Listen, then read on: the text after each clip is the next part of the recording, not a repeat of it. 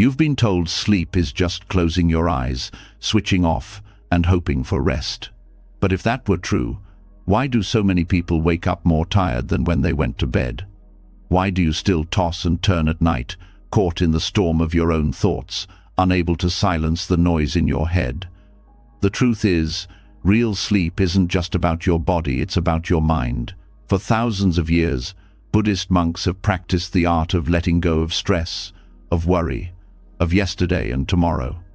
They discovered that sleep can be more than rest.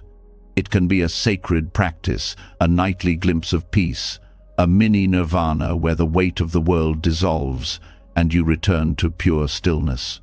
Imagine that, every night becoming a doorway into freedom, every dream a teacher, every moment of silence a path to happiness.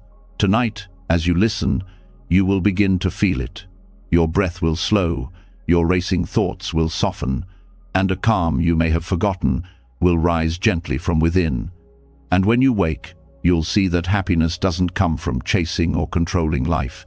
It comes from surrender, from awareness, from the quiet strength already inside you. This isn't just another guide to help you fall asleep. This is 3 hours of timeless Buddhist lessons, an inner journey to peace, clarity, and joy. A chance to rest deeply and to live lighter. Are you ready to close your eyes and step into that freedom? Let's begin. When the lights go out and silence fills the room, most people think sleep is nothing more than the body shutting down for a few hours. But what if that silence held something much deeper? What if sleep was not just rest, but a doorway, a hidden passage into peace that most of us pass through without ever noticing?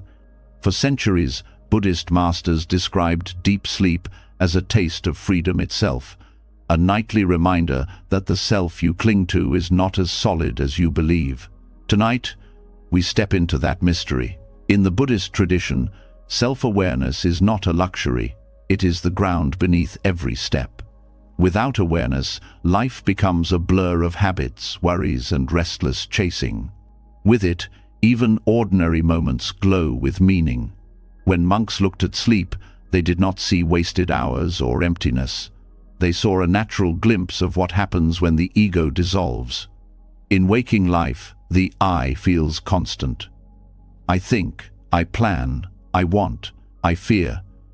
Yet in deep sleep, that whole identity disappears, and still life continues. Breathing continues. The heart continues. Consciousness, in a quiet form, remains. To the monks, this was proof that the ego is not the core of who you are. Think of how radical that realization island. You spend your days defending your image, building your identity, fearing loss, craving approval, chasing goals. But in the deepest layers of sleep, none of that exists. The clinging stops, the battles stop. There is no me and no mine. Only stillness, only being. This is why ancient teachers called deep sleep a mini nirvana, a state where the fire of desire, aversion, and delusion goes out for a while. You may not remember it when you wake, but your body and mind know. That refreshment you feel after a good night's sleep is not just physical recovery, it is the echo of having touched, for a brief time, a place beyond self. This is not a theory. It is something you experience every single night, whether you notice it or not. What makes the Buddhist view so transformative is the invitation to bring awareness to what is usually unconscious. Instead of treating sleep as dead time, you begin to see it as a practice, a teacher, a reminder. Self-awareness here means pausing before bed to reflect, who is it that will dissolve tonight? The face in the mirror, the story in your mind, the endless worries, they all drop away. And yet, you remain. That insight softens fear. It makes you less desperate to hold on so tightly. One reason many people struggle with sleep is that they cannot let go. They lie in bed, still clutching the day, still carrying unsaid words, unfinished tasks, unresolved emotions. But the body cannot rest while the mind is gripping so hard. The Buddhist approach says, rest begins with release. To release, you must be aware of what you are holding. Self-awareness is the torch that shows you where the tension hides. You notice the jaw clenched, the shoulders heavy, the thoughts circling like vultures, and by seeing them, you begin to soften. Awareness is gentle. It does not demand, it does not scold. It simply sees. That simple act of seeing without judgment is itself the doorway to rest. When you notice a thought instead of becoming trapped in it, it loses its weight. When you notice your breath instead of fighting with it, it steadies naturally. This is how monks could sit quietly for hours, resting deeper than sleep itself, simply by watching the mind without clinging. For you, the practice begins in bed, in the quiet moments before you drift off. Instead of trying to control the mind, you observe. Instead of forcing rest, you allow. Science now confirms what Buddhists discovered long ago. Awareness changes the brain. Neuroscientists speak of the default mode network, the region tied to self-referential thinking. It is most active when you are worrying, replaying the past, or fantasizing about the future. In meditation and in deep, dreamless sleep, that network quiets down. The sense of I, me, mine fades. This is why rest feels so freeing. Your brain is literally stepping out of its own prison. But monks did not stop at describing this as biology. To them, the nightly vanishing of the self was a teacher of wisdom. If you disappear every night and return every morning, how real is this I you cling to? If it can vanish so easily, maybe it was never as solid as you thought. That realization does not make life meaningless. It makes it lighter. You stop carrying the ego like a heavy stone. You start moving through life with a softer grip, more willing to forgive, more willing to let things flow. This reframing of sleep changes how you approach the night. No longer is it a battle against insomnia, no longer a chore you endure. It becomes a sacred ritual, a return to truth. Each night is a little death, a gentle rehearsal for the final letting go that awaits all beings. Instead of fearing it, you welcome it, you trust it, and in that trust, peace arises. There is also a practical power here. Many people lie awake at night because their identity is still active. They replay arguments, anticipate tomorrow, measure themselves against others. All of this is the ego refusing to dissolve. But if you see sleep as mini nirvana, you remind yourself, the ego does not have to stay awake. It can rest. It can fall away. You do not have to solve your life before bed. You do not have to control tomorrow. You simply step aside and let the great tide of sleep carry you. That is not weakness, it is wisdom. The Buddha once compared the self to a flame. It flickers, it changes, it depends on fuel. When the fuel runs out, the flame goes out. Sleep shows you this every night. The fuel of thought, identity, striving burns low, and the flame dims into silence. You awake again, but you are never exactly the same flame as before. Something has shifted, however subtly. To see this clearly is to understand impermanence, one of the deepest truths in Buddhism. Impermanence is not just about death or decay. It is also about renewal, about how each night allows a new beginning. This is why awareness of sleep is not separate from awareness of life.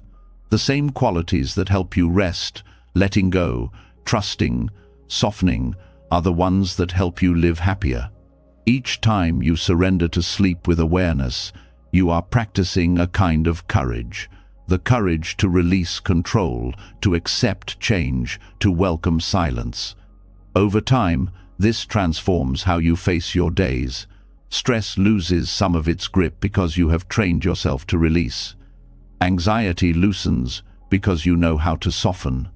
Self-importance fades because you see, again and again, that the self is not as fixed as you once believed. For those who suffered with insomnia, this teaching is particularly liberating. The usual approach is to fight, to count, to control, to wrestle the mind into stillness. But awareness says, stop fighting, look gently at what is present. Maybe it is restlessness, maybe sadness, maybe fear. Whatever it is, meet it with presence. not resistance. That simple shift often eases the very tension that blocks rest. Sleep comes not by force but by surrender, and awareness is the path to surrender. Buddhist teachers sometimes describe the three states, waking, dreaming, and deep sleep, as a cycle of illusion and truth. Waking is the illusion of a solid self. Dreaming is the play of the mind.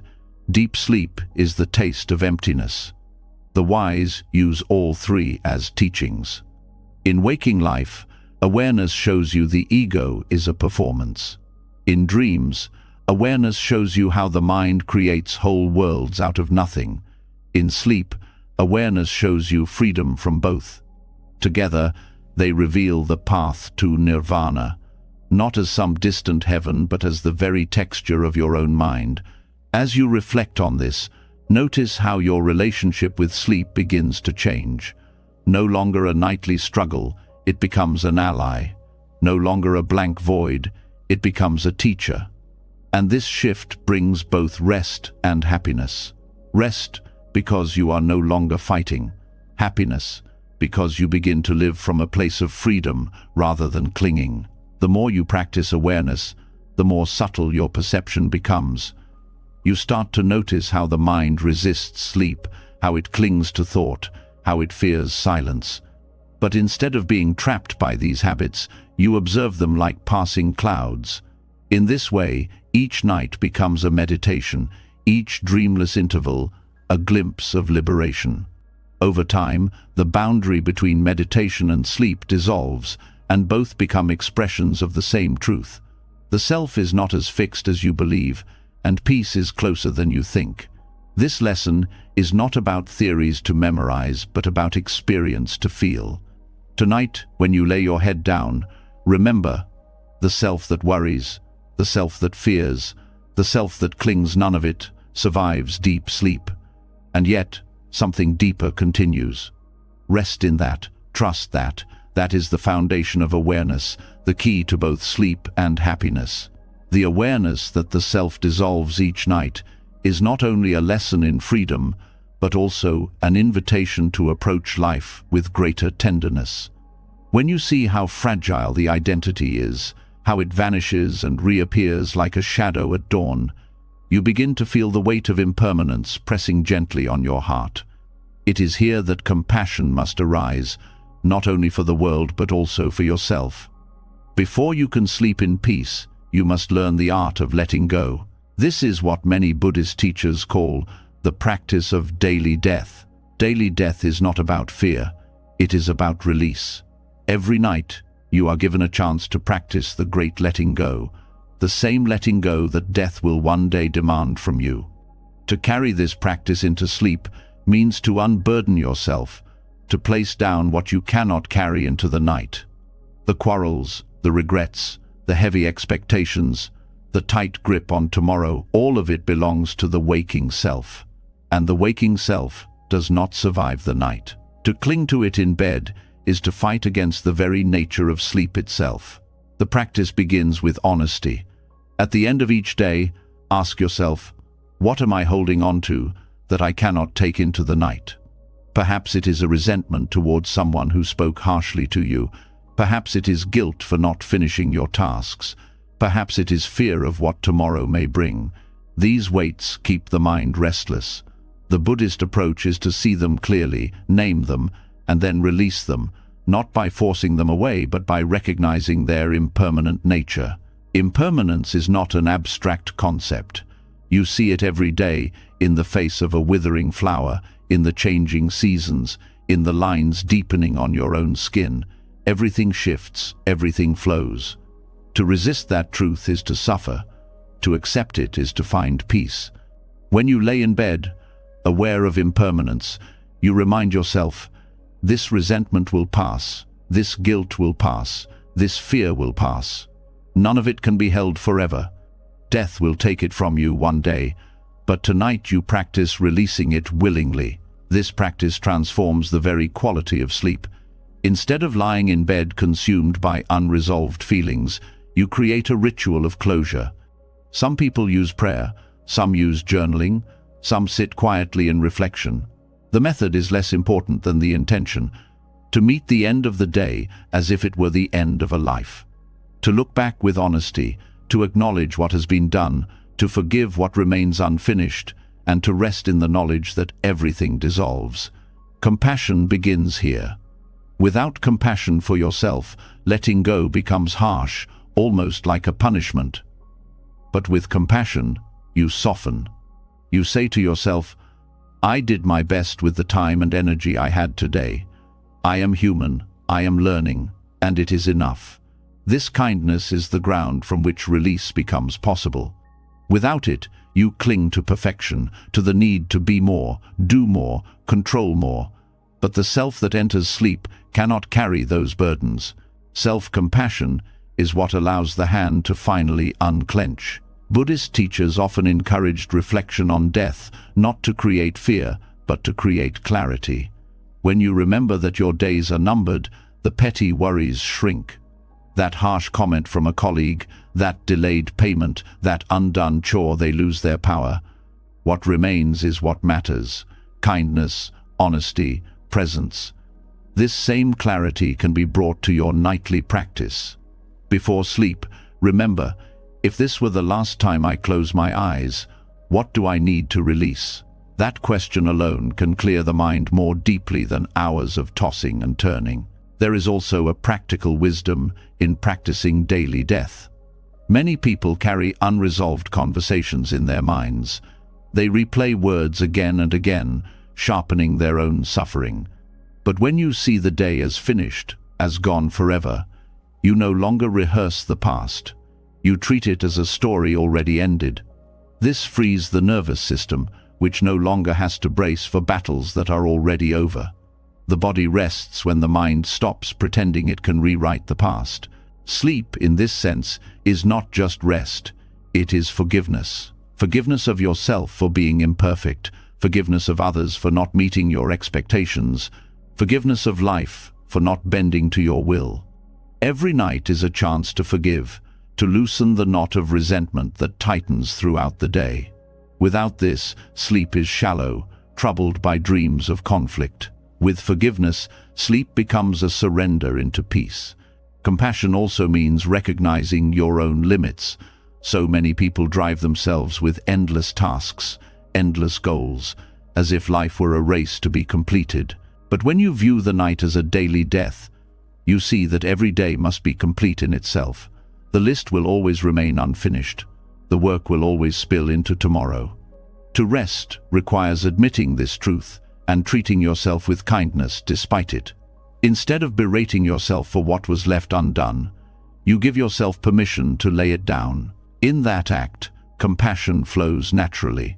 This practice of daily death also shifts your relationship with control. Much of your stress comes from trying to manage what is beyond you. You plan, you calculate, you imagine countless outcomes. But death shows you that all control is temporary. Each night, you rehearse this lesson: control is an illusion. The future unfolds whether or not you grip it tightly. By releasing control at night, you prepare yourself to meet the morning with greater calm. Instead of clinging to plans, you learn to meet what comes. This flexibility is one of the deepest forms of compassion you can offer yourself. Some people fear the thought of death, but this nightly practice transforms that fear into trust. Death is no longer a terror but a teacher. You see that letting go does not end you, it frees you. Each morning you rise renewed, lighter for having laid down your burdens. This rehearsal lessens the ultimate fear, so that when the final night comes, it is not a stranger but a familiar friend. The practice of daily death makes you more alive, more grateful, more awake to the present, because you no longer take tomorrow for granted. To live this way is to weave compassion into every layer of your being. Compassion for the part of you that strives, compassion for the part that fails, compassion for the part that fears. Each night you embrace them all, and then you release them. This is not denial but wisdom. The recognition that clinging to what fades only multiplies suffering. Letting go is the highest kindness. Practical rituals can support this. Some choose to light a candle at night, watching the flame as a reminder of the day burning down. Others write down their worries on paper and place them aside, symbolically handing them to the night. Some recite verses of gratitude, acknowledging the gifts of the day before letting them pass. These acts are not superstitions but skillful means, anchors for the mind to recognize the day's ending. Each one reinforces the truth. This chapter is finished. Now it is time to release. Daily death also reshapes how you view relationships. Every night, you recognize that you cannot control how others see you, what they think, or how they act. The anger, the misunderstandings, the longing, all must be let go with the setting Sunday. This does not mean you stop caring. It means you stop demanding that life conform to your desires. In this release, relationships become lighter, less entangled, more rooted in genuine care rather than control. Compassion extends outward because you are no longer clinging to your own script. When sleep comes after this letting go, it carries a different quality. The dreams are less troubled, the body rests more deeply, and the mind awakens with clarity. You do not wake with the heaviness of unfinished arguments or unprocessed fears. Instead, you rise like someone who has been reborn, because in a way, you have. Daily death is not a loss, it is a rebirth into presence. The wisdom of impermanence becomes not only a teaching, but a lived experience. Each night you practice, each morning you awaken, you are reshaping your relationship with life itself. You begin to see that happiness does not come from clinging, from control, from finishing every task. Happiness comes from the freedom to let go, from compassion for yourself in your imperfection, from trust in the flow of life. This is why monks practiced reflection before bed, often chanting verses that reminded them of death. Not as a morbid ritual, but as a reminder to live fully, to release what no longer serves, to rest without regret. In this way, their sleep became meditation, their nights became as meaningful as their days. You too can adopt this practice, not by retreating to a monastery, but by turning your bedroom into a space of release, a place where the day is allowed to end with dignity. The practice of daily death is the highest expression of self-compassion. To release is not to abandon yourself, but to honor yourself. To let go of anger, guilt, or fear is not weakness, but wisdom. It is a recognition that your heart deserves rest, that your mind deserves peace, that your body deserves stillness. By treating each night as a sacred rehearsal, you give yourself the gift of freedom again and again. And in this freedom, both sleep and happiness blossom naturally. Letting go before sleep is not the end of the journey. It is the beginning of another path that unfolds in the hidden hours of the night. When the body rests and the conscious mind loosens its grip, a different kind of world opens. This world is not bound by the rules of waking life. It bends, it shifts, it surprises. For many, dreams feel like nonsense or random noise, but to Buddhist practitioners, dreams are not accidents. They are mirrors, reflecting the patterns of the mind, the imprints of karma, and the subtle energies that shape daily experience. To treat them as meaningless is to overlook one of the most profound teachers available to us. Dreams reveal the truth of how the mind works when it is free from the mask of daytime control. In waking life, you edit yourself, you hide certain emotions, you suppress impulses, and you pretend to be more stable than you really are. But at night, when the conscious gatekeeper relaxes, the mind speaks in images, stories, and emotions that rise from deeper layers. This is why Buddhist traditions, such as dream yoga, taught practitioners to pay close attention to what arises. Each dream holds a message, not in a superstitious sense, but as a direct reflection of the mental and karmic habits that shape life. When you look at dreams through this lens, you begin to see them as living lessons.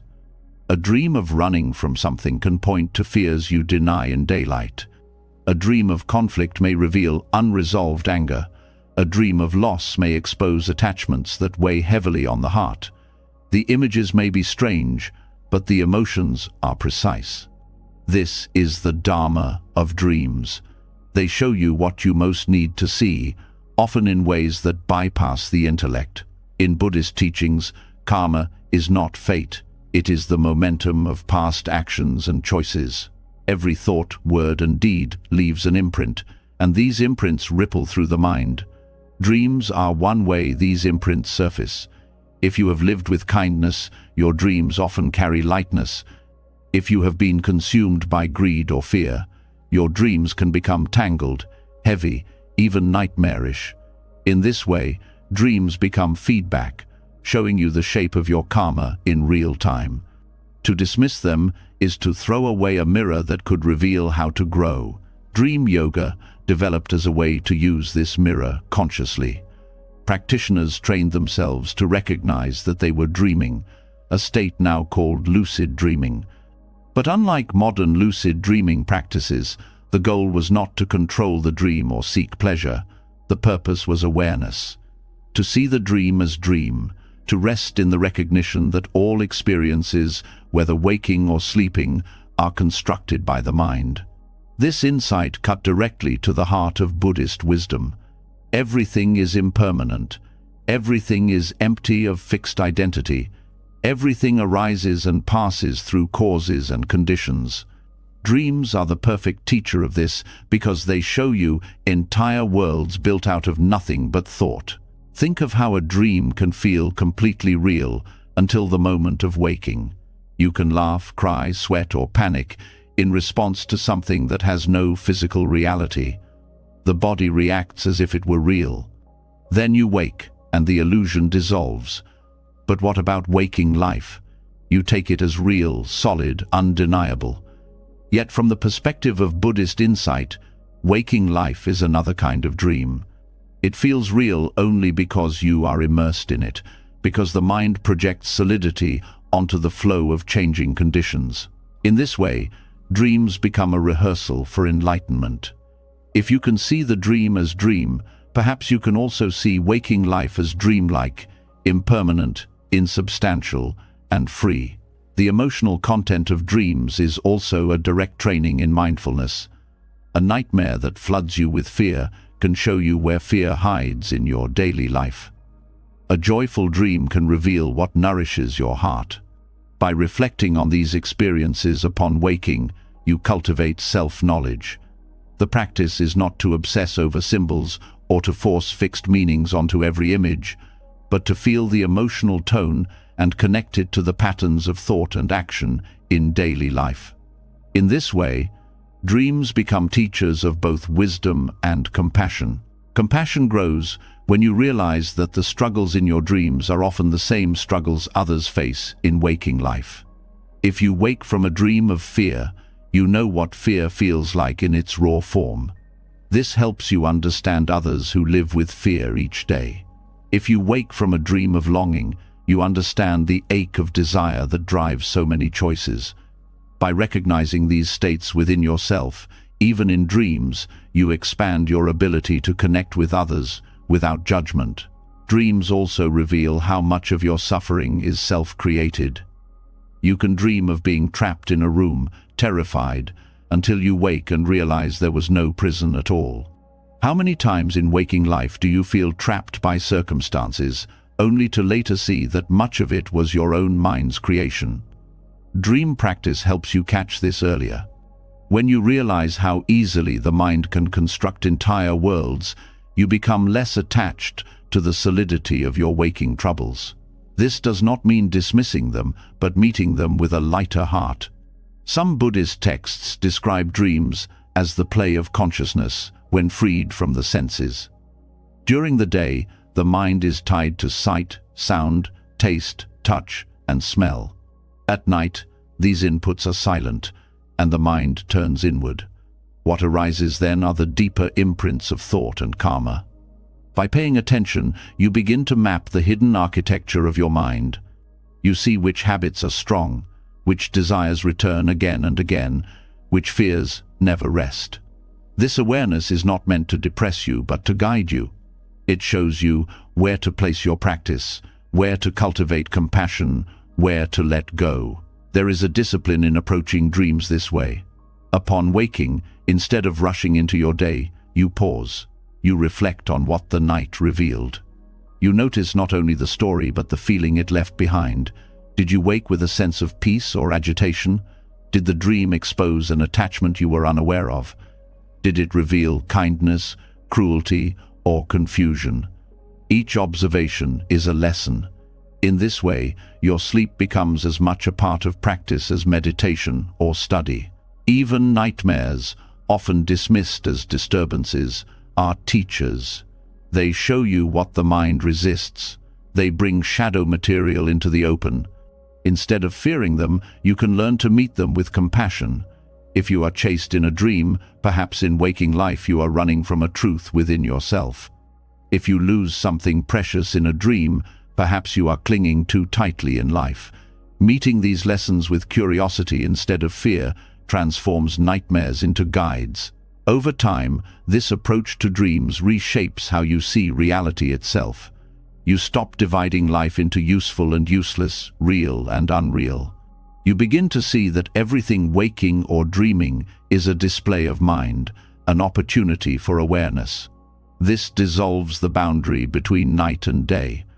Sleep is no longer just a break from living, but an extension of the path.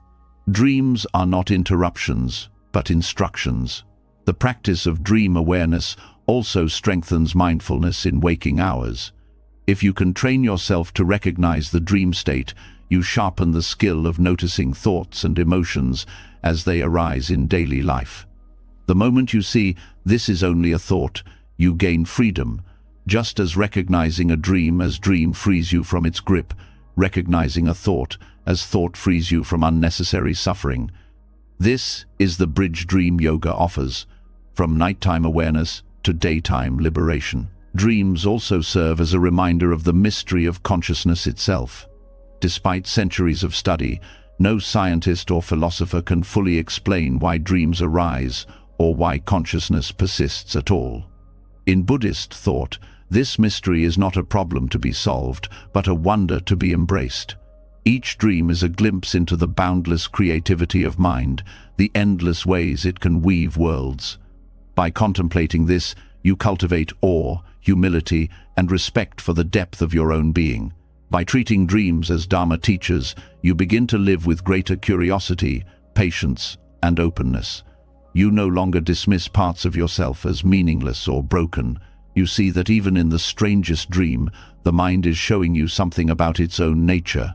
And through this recognition, you strengthen the qualities of awareness and compassion that Buddhism holds at its core. The night, once overlooked, becomes rich with guidance. Each dream, whether tender or terrifying, becomes a teaching. Each awakening in the dark becomes a chance to deepen mindfulness. With this practice, sleep is no longer just recovery, but revelation. And happiness arises naturally, not from controlling life, but from understanding it at every level, awake, asleep, and beyond. Dreams reveal how the mind creates worlds, but what often follows those insights is the struggle to fall back asleep. Many people experience it. The body feels heavy, the room is quiet, yet rest refuses to come. The harder you try, the further it slips away. This struggle is not just physical, it is a reflection of how you approach life itself. In Buddhism, this restless pushing is called striving, and it is one of the most subtle forms of suffering. To rest fully, you must learn the art of non-striving. Non-striving does not mean laziness or indifference. It is a way of being where effort flows naturally, without force, without the heavy hand of control. Zen calls it Wu Wei, effortless effort. It is the paradox that when you stop trying so hard, what you wanted begins to happen. Sleep is the perfect example. The more you demand it, the more the mind tightens. The more the mind tightens, the less rest arrives. But when you let go, when you stop making sleep a battle, the body finds its natural rhythm. This principle runs deeper than bedtime. It exposes how often you live by pushing, clenching, forcing outcomes. You try to control your day, control others, control your emotions, And this same control follows you to bed, yet rest is the one place where control is impossible. Sleep cannot be commanded. It comes when conditions are right. The wisdom of non-striving teaches that peace comes not from fighting harder, but from loosening the grip. Think of how breath works. If you try to breathe perfectly, controlling every inhale and exhale, the breath becomes shallow and unnatural. But when you release control, the body breathes with ease, deeper than effort can reach. Sleep is like that. It arrives when you step out of the way. The mind, however, does not like stepping aside. It believes that effort is always the answer, that pushing harder is the path to results. Buddhism shows the opposite. Clinging creates suffering, and letting go creates space. Insomnia often comes from this trap. The mind says, "I must sleep now, I need rest for tomorrow." And the demand itself creates agitation. The harder you try, the more alert you become. This is the cycle of striving. Effort fuels resistance, resistance fuels effort. The way out is not more control, but surrender. In Buddhism, surrender is not weakness, it is wisdom. It is knowing when to release control and allow nature to take its course. Wu-wei is often misunderstood as doing nothing, but it is better described as acting in harmony with the flow of conditions. A tree does not strain to grow. It grows because the soil, sun, and water support it. Sleep works the same way. If the body is nourished, the mind softened, and the heart released, rest appears. The effort is not in forcing sleep, but in preparing the conditions gently and then allowing. This is effortless effort, creating the ground, then letting go. The paradox of non-striving is that it requires awareness. You must see the impulse to force and recognize it for what it is, another form of clinging. Most people lie in bed unaware of how tense they are, unaware of the inner voice demanding control. With awareness, you notice the jaw tightening, the breath speeding, the shoulders resisting. In that noticing, you relax. This is how mindfulness bridges to rest, by exposing the striving hidden in the body and mind. The art of non-striving also teaches humility. You realize that you are not the master of every process. The heart beats, the lungs breathe, the cells repair, all without your control. Sleep is part of this same mystery. It is the body's wisdom, not the mind's achievement. To recognize this is to bow to life itself, to trust the intelligence that sustains you. This trust is the soil of peace. There is a reason why monks emphasize effortlessness. They knew that striving extends beyond sleep into the search for enlightenment. People who grasp at awakening with desperation often entangle themselves further. The path unfolds when striving eases, when awareness and compassion replace control. Sleep, then, becomes a nightly lesson in this truth. Each time you release striving, you rehearse the wisdom of the path. Non-striving can be practiced in small ways before bed. You can sit quietly, not to force calmness, but simply to notice what is present. Thoughts may rise, feelings may come, and instead of trying to fix them, you watch. The mind begins to settle not because you demanded it, but because you stopped feeding it with resistance. This approach can extend to how you lie down. Instead of commanding sleep, you allow the body to sink, the breath to move naturally, the thoughts to drift without judgment. Slowly, rest comes on its own. There is also a deep link between striving and fear. When you try too hard to sleep, it is often because you fear tomorrow, fear exhaustion, fear failure. The mind transforms rest into a battlefield. But when you release striving, you also release fear. You remind yourself, even without perfect sleep, I will manage. Even without control, life continues. This softens the urgency, and, in softening, sleep arrives. Non-striving also reshapes how you measure success. Many people treat rest like another achievement, another goal to master. But when you live this way, even sleep becomes stressful. The art of effortless effort shifts the frame. Rest is not an accomplishment, but a return to balance. You do not earn it, you allow it. This gentle reframing reduces pressure and opens space for true rest. Zen often uses metaphors of nature to explain this. Water flows effortlessly around rocks. It does not push, it does not resist.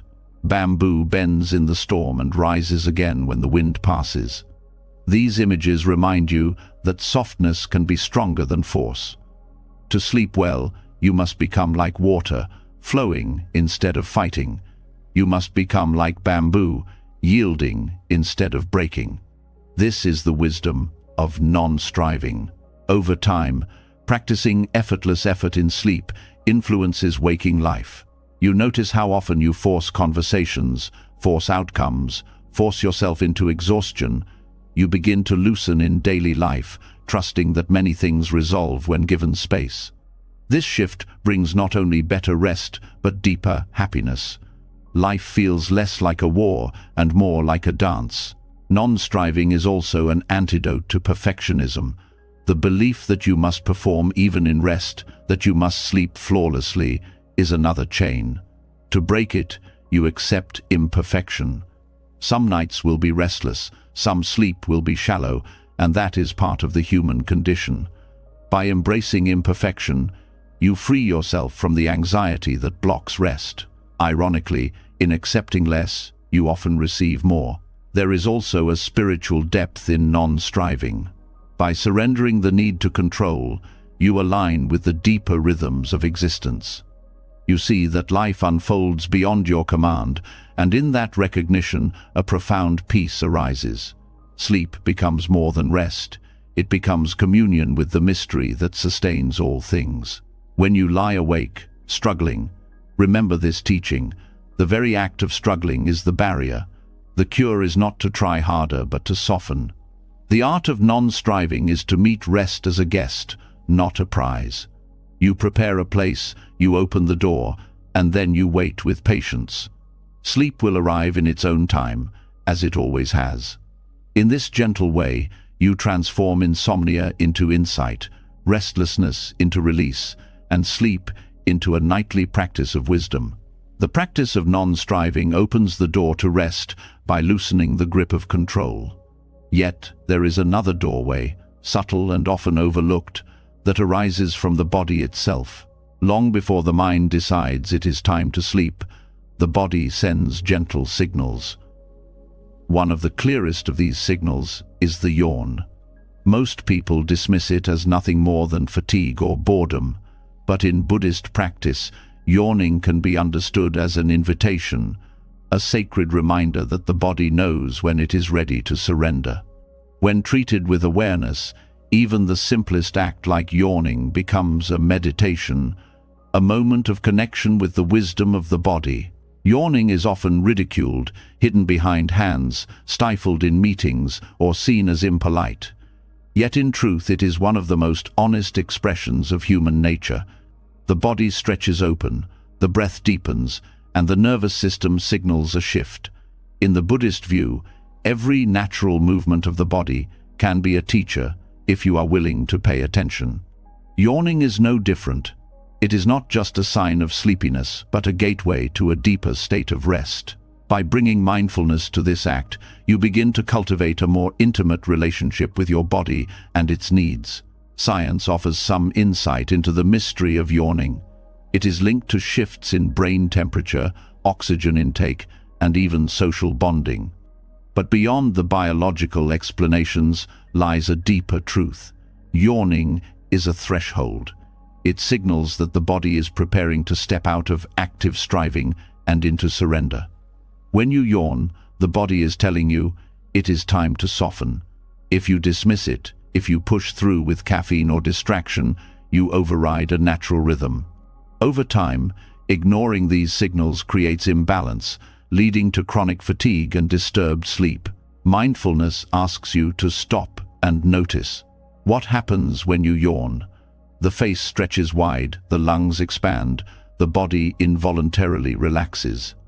If you bring awareness to this moment, you feel how the tension begins to dissolve. The yawn itself is an act of letting go, not forced but spontaneous. To meet it with mindfulness is to deepen its effect. Instead of hiding it or resisting it, you allow it fully, breathing into the spaciousness it creates. This is why some Buddhist teachers referred to yawning as a hidden meditation, an effortless practice of release woven into the fabric of daily life. The act of honoring a yawn can shift your entire relationship with rest. Rather than seeing it as a weakness or inconvenience, you begin to treat it as a sacred invitation. Each yawn becomes a bell of mindfulness, calling you back to your body. It reminds you that the body carries its own wisdom, often more reliable than the restless demands of the mind. In a culture that prizes constant activity, listening to the yawn is a radical act of compassion. It is saying yes to the body's truth, instead of bowing to the pressure of endless productivity. This awareness also cultivates humility. Yawning is not something you can control. It arises when it will, regardless of your plans. By embracing it, you accept that the body follows rhythms beyond your command. This acceptance is itself a form of surrender. It teaches you to trust, to allow, to honor the wisdom that flows through you without your effort. When you bring this trust into your nightly routine, sleep becomes less about forcing and more about allowing what is already unfolding. Practicing mindful yawning can be simple yet profound. When a yawn arises, pause. Do not rush past it. Feel the stretch in the jaw, the coolness of the breath as it enters, the softening that follows. Notice how, after a full yawn, the body feels more grounded, more ready to let go. This practice can be extended into bedtime. As you lie down, you may even invite yawns by gently opening the mouth and breathing deeply, not to fake the act but to create space for it to emerge naturally. With each yawn, you step closer to surrender. There is also a communal dimension to yawning. It is famously contagious. Seeing or hearing someone yawn often triggers your own. Rather than treating this as a quirk, Buddhist practice might see it as evidence of shared humanity. Yawning spreads because rest is a collective rhythm. The body responds to the bodies around it, reminding you that you are not separate. To practice mindful yawning is to remember that your rest too is part of a greater web. You breathe not only for yourself, but in harmony with life around you. Yawning also reflects the principle of impermanence. Each yawn arises suddenly, expands fully, and dissolves without effort. In this way, it is like a miniature cycle of life and death. By noticing it, you train yourself to observe how all experiences arise and pass. This prepares the mind for sleep, which itself is a nightly rehearsal of impermanence. Honoring a yawn, then, is not trivial. It is an act of training the mind to release gracefully. Children naturally know this. They do not hide their yawns or suppress them. They let them unfold with total presence, sometimes even laughing afterward. Adults lose this innocence, replacing it with shame or suppression. Returning to mindful yawning is like returning to that childlike wisdom, trusting the body's signals without judgment. It is a return to honesty, to simplicity, to compassion for your own limits. There is also a subtle, energetic quality to yawning. In many contemplative traditions, yawning is associated with shifts in energy flow, with the release of blocked tension. Some practitioners even see it as a sign that the body and mind are aligning, preparing for deeper states of meditation or rest. Whether or not you accept this interpretation, what is clear is that yawning marks a transition. It signals movement from activity to stillness, from control to surrender. By treating it with mindfulness, you allow that transition to deepen, carrying you more easily into rest. In daily life, yawning can become a reminder to pause. Even outside of bedtime, a sudden yawn may be the body's way of saying it needs a breath, a moment of release. Instead of reaching for another cup of coffee or forcing more productivity, you can use the yawn as a bell of awareness. Close your eyes for a moment, breathe, and let the body reset. This not only improves rest at night, but also brings more balance to your waking hours. The practice of mindful yawning also teaches gratitude. Each time the body guides you toward rest, you have an opportunity to thank it. Gratitude turns even the smallest gesture into a gift. To thank the body for yawning is to recognize its wisdom, its care for you, its constant work to keep you balanced. Gratitude softens resistance and deepens the sense of compassion that is central to Buddhist practice. When approached with mindfulness, yawning ceases to be ordinary. It becomes extraordinary in its simplicity, a gateway hidden in plain sight, offering you a chance to align with the natural rhythms of life. By honoring it, you honor yourself. By following it, you move closer to the rest you seek. It is not through effort but through attention, not through control but through surrender, that this subtle gateway opens fully. The art of resting well is not built only on grand practices or long meditations. Sometimes it rests on the smallest gestures, the breath, the posture, the yawn. To recognize these cues and treat them with reverence is to live in harmony with the body and the mind. And when this harmony deepens, rest comes not as a struggle but as a natural unfolding. Each yawn, honored and received, carries you further along the path of release, until sleep itself arrives as the most natural surrender of all. Yawning shows the body's natural wisdom, guiding you gently toward surrender. When you honor that cue, the nervous system relaxes and the gateway to rest opens wider. But the body's signals are only part of the journey. The heart and mind also need care before sleep can deepen into true peace. If the heart is heavy with resentment, fear, or loneliness, the body may yawn, but rest will still resist. This is why ancient Buddhist teachings offer the 4 Brahma-viharas qualities of the awakened heart as nightly companions. When practiced before bed, they soften the mind, ease anxiety, and protect sleep from nightmares. The first is loving kindness, the steady wish for yourself and others to be well. To cultivate this before sleep is to wrap your mind in warmth rather than worry. Instead of rehearsing tomorrow's problems, you silently repeat phrases of goodwill. May I be safe, may I be at ease, may I rest in peace tonight. Then you extend it outward to loved ones, to strangers, even to those you struggle with. This gentle radiance changes the atmosphere of the mind. Neuroscience shows that such practices calm the amygdala, the brain's fear center, lowering anxiety. But beyond biology, the practice prepares your dreams. When the last thoughts of the day are kind ones, the night is less likely to bring terror. Instead, rest is guarded by benevolence. Compassion is the second quality. Where loving kindness offers goodwill, compassion responds to suffering. At night, the mind often replays mistakes or pain. Instead of pushing these away, compassion allows you to hold them gently. You acknowledge your own struggles without judgment, offering yourself care rather than criticism. This is vital because harshness toward yourself keeps the mind restless. Compassion softens the grip of self-blame, creating the conditions for release. Extending compassion outward is equally powerful. Many monks would fall asleep by reflecting, "Just as I suffer, countless beings suffer. May they all find relief." This broadening of perspective shrinks the prison of self-concern, replacing it with a tender awareness of the shared human condition. Dreams that rise from such a heart carry less loneliness, less violence, more connection. The third Brahma-vihara is joy, but not the fleeting joy of achievement or possession. It is sympathetic joy, the ability to delight in the happiness of others.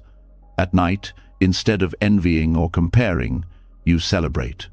You recall someone else's success, a child's laughter, a friend's good news, and you let that gladness fill you.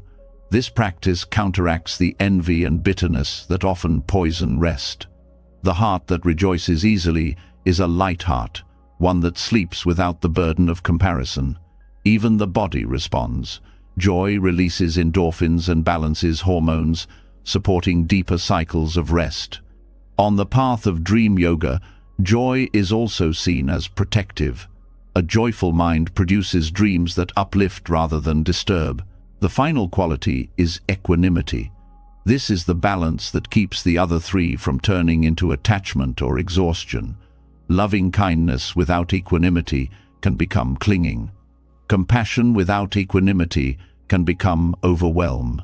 Joy without equanimity can become craving. Equanimity steadies them all. To cultivate it before bed is to remind yourself, things change, people come and go, the day has ended. You let go of the need to control outcomes. This balanced acceptance prevents the mind from grasping at tomorrow's uncertainties. Equanimity at night is like a blanket over the fire of the mind. It allows the flames of agitation to cool into glowing embers of calm. When these four qualities are woven into a nightly ritual, they transform the experience of sleep. Instead of entering the night burdened with unresolved emotions, you enter with a heart that has been cleansed. You drift off not in conflict but in peace. Buddhist texts often describe the Brahma Viharas as divine abodes, states of dwelling that elevate the heart. To fall asleep in such an abode is to rest in heaven, even while still alive. Nightmares are less likely because the mind is not seeded with violence or fear. Anxiety lessens because equanimity tempers desire and worry. The heart rests easier when it has been bathed in kindness. Practicing these meditations does not require hours. Just a few minutes of reflection is enough to shift the inner landscape. Some people repeat traditional phrases. Others visualize offering light or warmth to others. Some simply breathe and let these qualities arise naturally. The method matters less than the sincerity. What matters is that the final impressions of the day are wholesome, not tangled. In Buddhism, the state of mind at the moment of sleep influences the state of dreams. By practicing the Brahma Viharas, you shape your dreams toward clarity and compassion. There is also a karmic dimension. Each night is not only a preparation for rest, but also for tomorrow's life. By planting seeds of kindness, compassion, joy, and equanimity at night, you nourish tendencies that blossom during the day. This continuity deepens practice. The heart trained at night is more resilient in daylight. Sleep and waking life begin to support each other in a cycle of peace. These meditations also strengthen the bond between self-compassion and compassion for others. If you practice only kindness toward others but neglect yourself, rest will remain shallow. If you care only for yourself but close your heart to others, rest will be restless. The Brahma Viharas balance both directions. They teach that care must flow in all directions, inward and outward, without discrimination. This balance is especially healing at night, when the boundaries of self loosen. To fall asleep with a heart that embraces both self and world is to rest in wholeness. In modern life, where anxiety and insomnia are common, this practice is revolutionary. Instead of fighting sleep with medication or distraction, you transform the cause, the state of the heart. Ancient monks knew that the mind's last impression before sleep carries immense weight. They deliberately ended the day with these meditations, ensuring that the night carried the fragrance of peace. This is not superstition, but psychology at its deepest. What you feed your heart becomes the climate of your rest. When nightmares do arise, the Brahma Viharas offer tools for response. Waking from fear, you can extend compassion to yourself, calming the heart. You can send kindness to the figures in the dream, seeing them as aspects of your own mind. You can rejoice in the simple fact of awakening that the terror has passed. And you can steady yourself with equanimity, remembering that dreams are transient and empty. In this way, even nightmares become part of the practice, transformed into opportunities for the awakened heart. The beauty of this teaching is its accessibility. Anyone can practice it. You do not need advanced training or years of meditation experience. You need only sincerity and attention. Each night, as you prepare for bed, instead of scrolling through screens or worrying over tomorrow, you pause, you turn inward, you open the heart, and you rest in these four divine qualities. Over time, this becomes as natural as brushing your teeth. Sleep is no longer only physical repair but also spiritual nourishment. In this way, the Brahma Viharas reveal themselves as more than meditations. They are medicines. Medicines for the restless mind, for the anxious heart, for the soul burdened by conflict. To end the day with them is to close the book of the day with grace, leaving no unfinished sentences.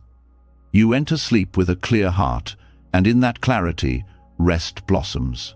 Through loving kindness, you bathe the night in warmth. Through compassion, you soothe the wounds of the day. Through joy, you open to delight even in darkness. Through equanimity, you release control and surrender to peace. Together, they form a ritual that transforms sleep from a struggle into a sanctuary.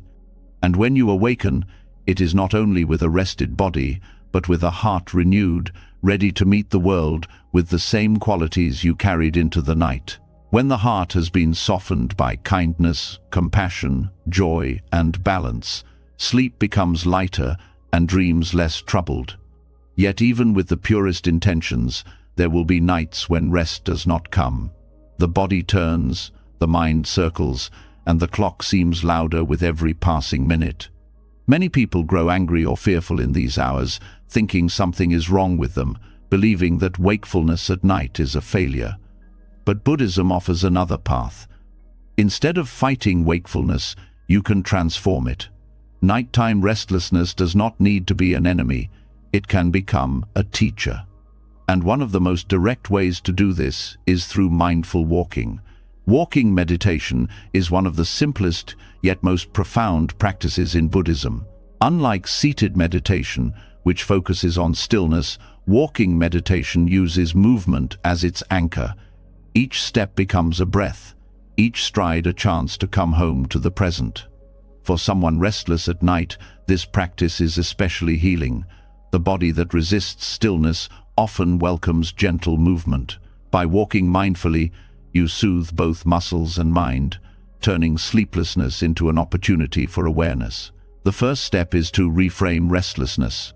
Instead of labeling it insomnia or a problem, see it as energy that needs to be guided. In Buddhist thought, suffering arises not from what happens, but from the resistance to what happens. When you fight wakefulness, you add a second layer of pain, anger, anxiety, frustration. When you accept it and choose to walk with it, the tension begins to dissolve.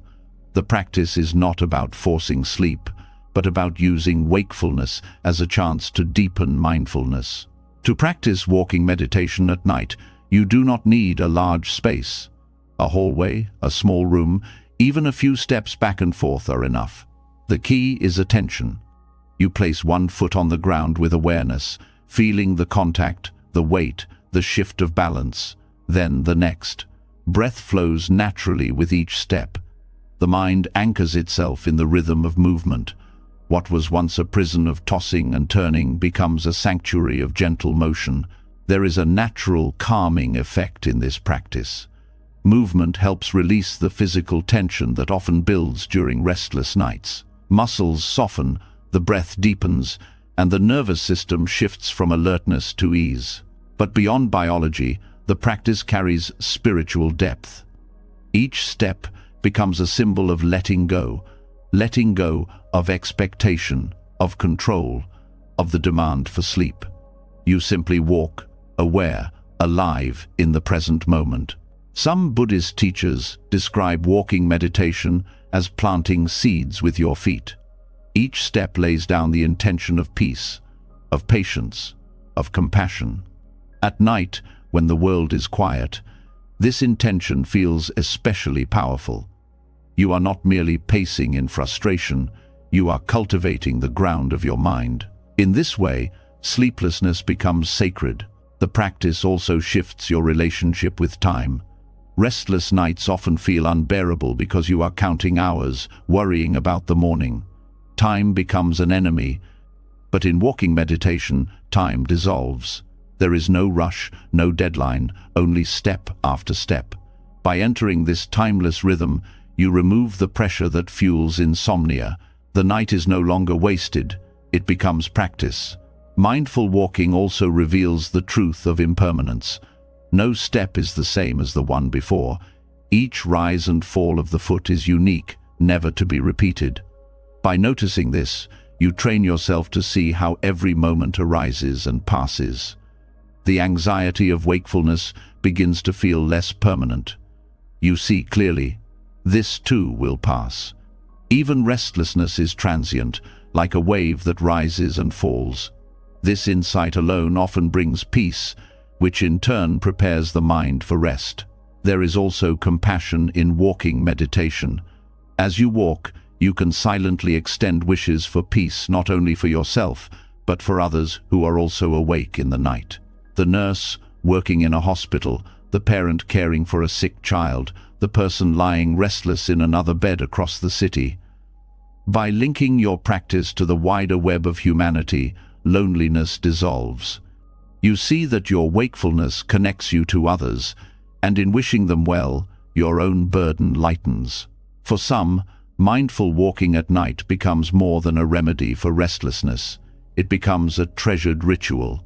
The silence of night, the absence of distractions, makes awareness sharper.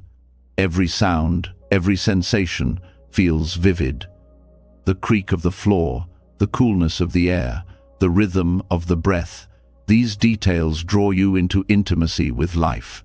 What once felt like a curse becomes a gift, a time of deeper connection. Over time, this practice changes how you view sleeplessness altogether. Instead of fearing it, you begin to see it as another doorway to mindfulness.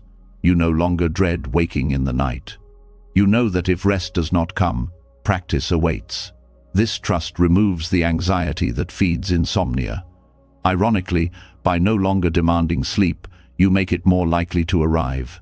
When the body feels safe, when the mind feels steady, rest often follows naturally after walking. Walking meditation also aligns with the body's rhythms. At night, the nervous system often carries the residue of the day, arguments, stress, screens. Movement helps discharge this energy.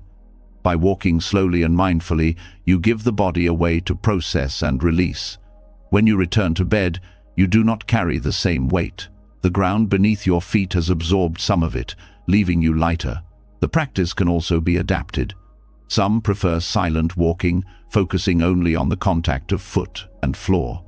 Others pair it with breath awareness, synchronizing steps with inhalation and exhalation. Some integrate phrases such as peace with this step or release with this breath. Each adaptation carries the same essence, turning wakefulness into mindfulness. For those who fear the long nights, this practice restores agency. Instead of lying helpless, trapped in thought, you have a path to walk. Each step becomes a choice, a turning of suffering into practice. This empowerment itself eases anxiety. You are no longer at war with the night. You are walking with it, learning from it, resting in its silence even while awake. When sleep eventually returns, it does so not out of exhaustion but out of harmony. The mind has shifted from resistance to acceptance, the body from tension to ease. The quality of rest that follows walking meditation is often deeper, more nourishing. Dreams may feel calmer, the heart steadier. In this way, even insomnia becomes part of the path, another teacher on the journey of awareness and compassion. Nighttime restlessness is not a failure to sleep, it is an invitation to practice. By walking mindfully, you transform those hours into steps of peace. You discover that rest is not limited to lying down. Rest is the quality of presence, the quiet acceptance of what island. Each step at night becomes a testament to this truth. Even in wakefulness, you can rest. Even in sleeplessness, you can awaken. Walking meditation turns restlessness into presence, teaching you that even sleepless nights can carry meaning when you stop resisting and start walking with awareness. But there is a deeper layer beneath the surface of rest.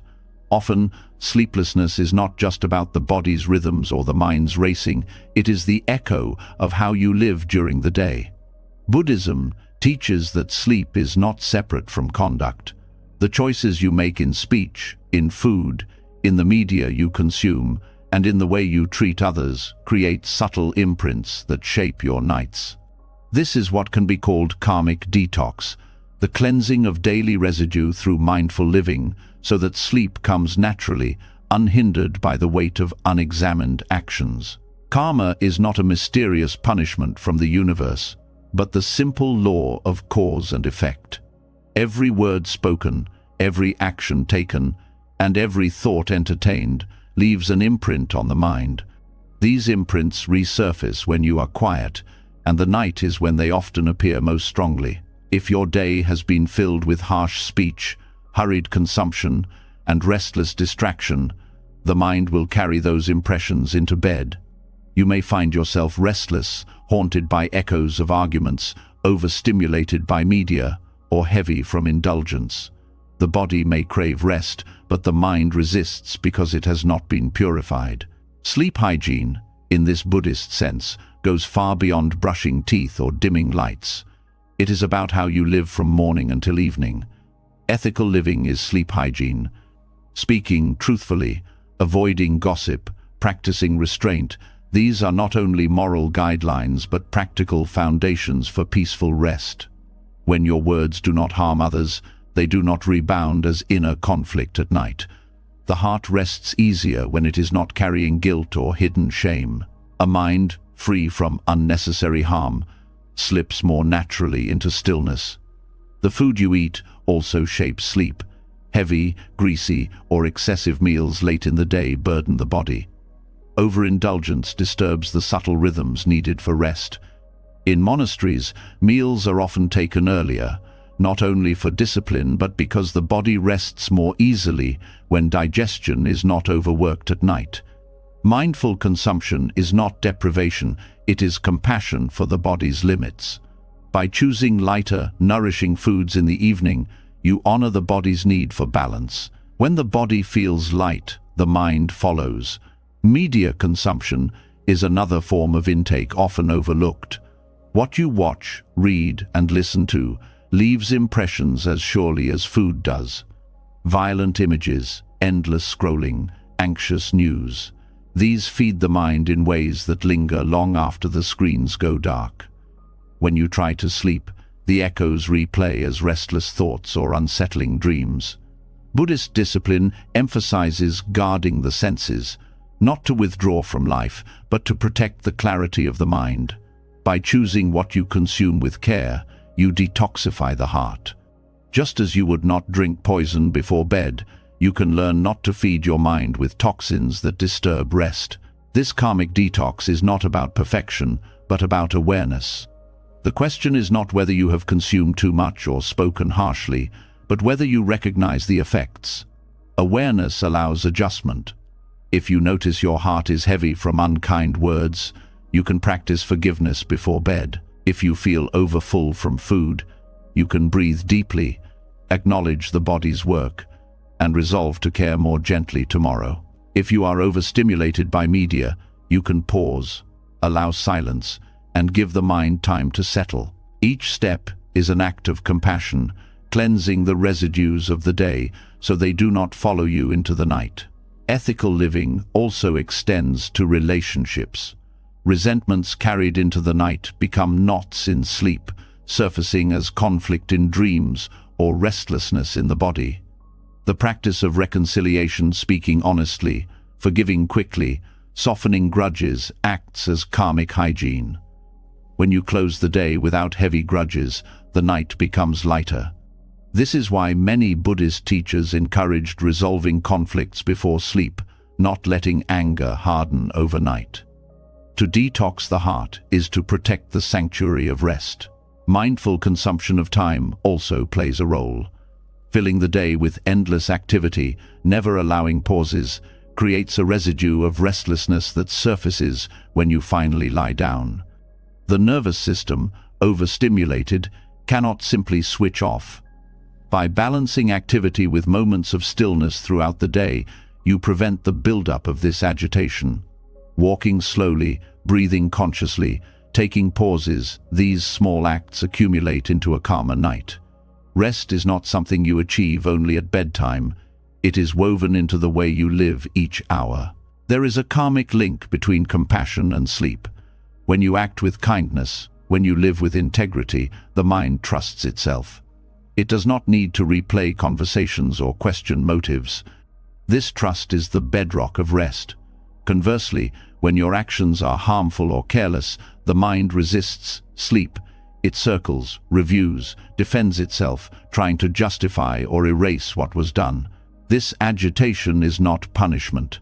It is the natural consequence of inner conflict.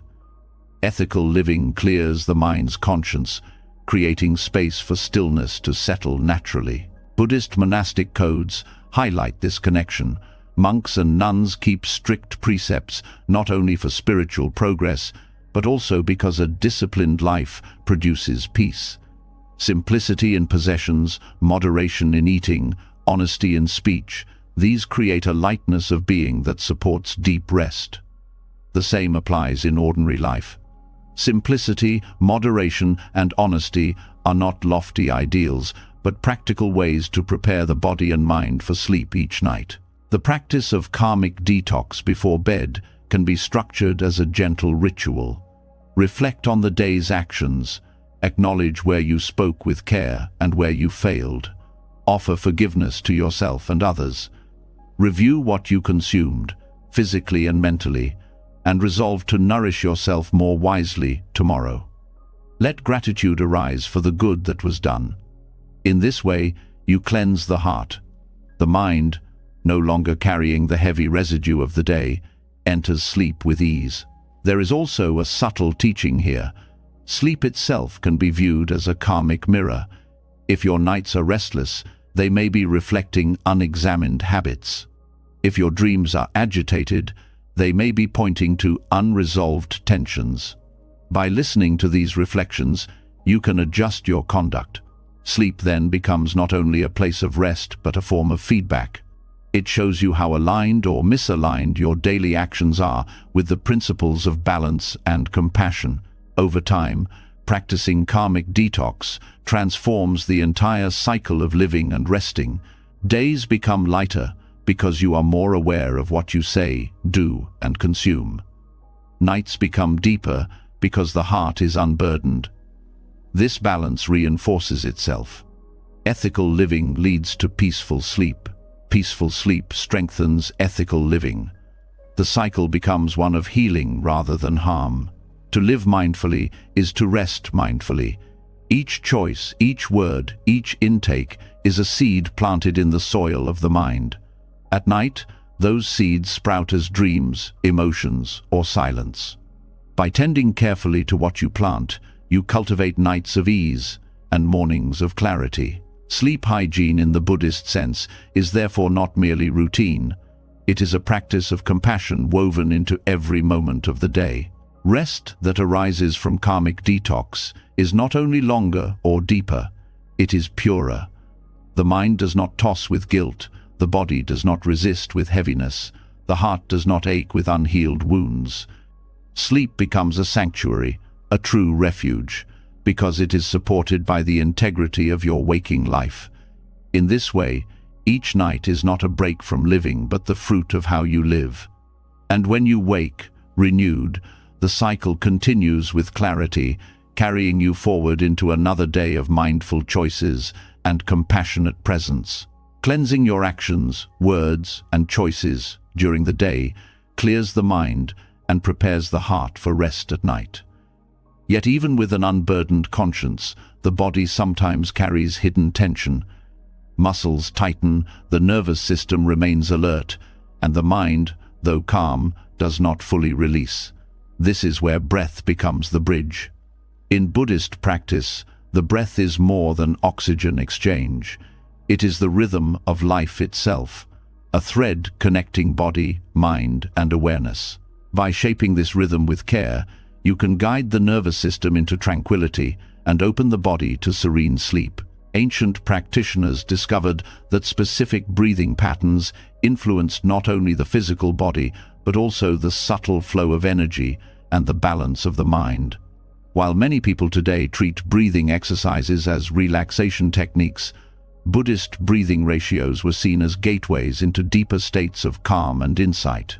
The length of each inhale, the pause before exhale, and the softness of release all shape the mind's landscape. When aligned, these rhythms create harmony between body and awareness, dissolving the agitation that often keeps people awake. The principle is simple. The nervous system responds to breath. Rapid, shallow breathing signals danger, keeping the body alert. Slow, steady breathing signals safety, allowing the body to rest. But Buddhist teachers refined this further. They observed that not just slowness, but proportion matters. Balancing inhale, pause, and exhale in particular ways created profound stillness. These ratios became part of meditative traditions, preparing practitioners not only for sleep, but for deeper states of concentration and even liberation.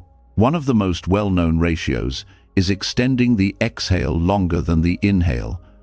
For example, inhaling gently for 4 counts and exhaling for 6 or 8. This pattern stimulates the parasympathetic nervous system, the branch responsible for rest and digestion. Each long exhale tells the body it is safe, that vigilance is no longer needed. When practiced before bed, this ratio soothes racing thoughts and relaxes the heart rate, allowing sleep to arrive naturally. Unlike forcing stillness, the breath trains the body from within, shifting it into ease. There are also practices that emphasize equal breathing, inhale and exhale of the same length. This symmetry creates balance, stabilizing the mind. In Buddhist teachings, balance is essential. Too much effort leads to strain, too little to dullness. Equal breathing reflects this middle path. When practiced with awareness, it harmonizes inner energies, making the transition from wakefulness to rest smoother. This pattern is especially helpful when the mind feels scattered, restoring equilibrium before surrendering to sleep. Another ratio involves pauses, gentle spaces between inhale and exhale. These pauses are not forced holding but moments of stillness, like resting at the top of a wave before it falls. In Buddhist meditation, these gaps are precious. They reflect the silence beneath constant activity. Bringing awareness to these pauses before bed trains the mind to rest in stillness rather than chasing thoughts. Even a brief pause can reset the nervous system, offering a taste of the spacious calm that leads naturally to sleep. These breathing practices also connect to the understanding of energy channels, or prana, in Buddhist and yogic traditions. The breath is seen as the carrier of subtle energy, shaping how mind and body function. Agitated breathing scatters energy, steady breathing collects and centers it. At night, this centering is crucial. Without it, dreams become restless, sleep becomes shallow, and the body wakes unrefreshed.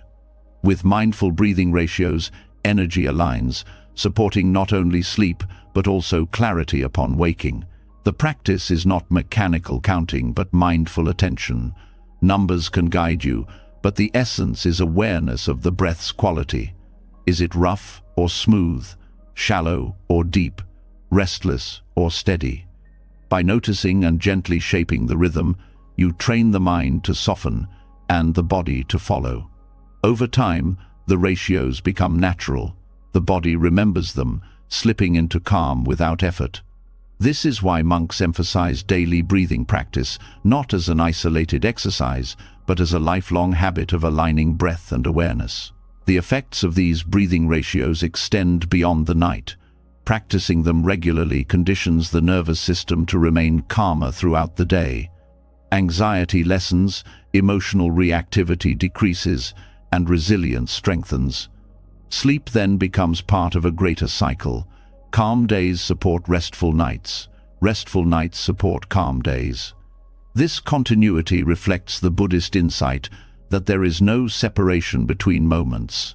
Each breath carries the seed of the next. Breathing ratios also carry symbolic depth. Inhaling represents receiving life. Exhaling represents letting go.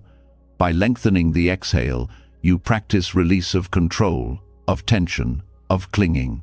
Each breath becomes a rehearsal of impermanence, teaching you that holding is temporary and release is natural. This lesson, practiced night after night, shapes not only sleep, but the way you meet life. You become more willing to let go of worries, conflicts, and desires, because your very breath has trained you in release. Some practitioners combine breathing with visualization. With each inhale, they sense peace entering. With each exhale, they release heaviness or agitation. This layering of awareness deepens the effect, transforming the act into meditation. At night, this can be especially potent. As the mind weaves images easily in the dark, pairing breath with wholesome imagery cleanses the subconscious, preparing the ground for gentle dreams. What makes these ancient breathing practices powerful is their accessibility. They require no tools, no environment, only awareness. Whether lying in bed, sitting quietly, or even standing in a dim room, you can begin. A few minutes of balanced breath shifts the entire climate of the mind. Unlike forceful efforts to sleep, which increase tension, these practices dissolve effort. They embody the principle of wu-wei rest, arising from alignment, not control. There is also humility in working with breath. You realize that life itself is carried by something so simple, so constant, yet so overlooked. Each breath is both fragile and sustaining, a reminder of impermanence and continuity. By honoring it before sleep, you turn the most ordinary act into sacred practice. This reverence transforms the night. Instead of collapsing into exhaustion, you enter sleep consciously, carried by rhythms that connect you to centuries of practice. Over time, the Buddhist breathing ratios become second nature. You no longer need to think about counts or techniques. The body finds its way into tranquility. Sleep becomes smoother, not as an escape, but as a continuation of mindful living. And when you awaken, the residue of practice remains. A mind steadier, a heart lighter, and a body attuned to balance. Through breath, you detoxify not only the body, but also the mind's agitation. Through rhythm, you align with the deeper currents of life. And through mindful practice, you discover that the key to serene sleep has always been carried in the rise and fall of each breath, waiting for your attention. In this way, the night becomes a temple, and the breath its prayer, leading you gently into the sanctuary of rest. The breath, steady and balanced, quiets the nervous system and lays the ground for rest. Yet even when the body is calm, the mind often keeps speaking. Thoughts rise like waves, circling again and again. Memories, worries, unfinished conversations, predictions about tomorrow. This mental chatter is one of the deepest obstacles to sleep. The body may be ready to let go, but the mind insists on rehearsing its stories. Buddhism offers a remedy for this ancient struggle: the power of mantra.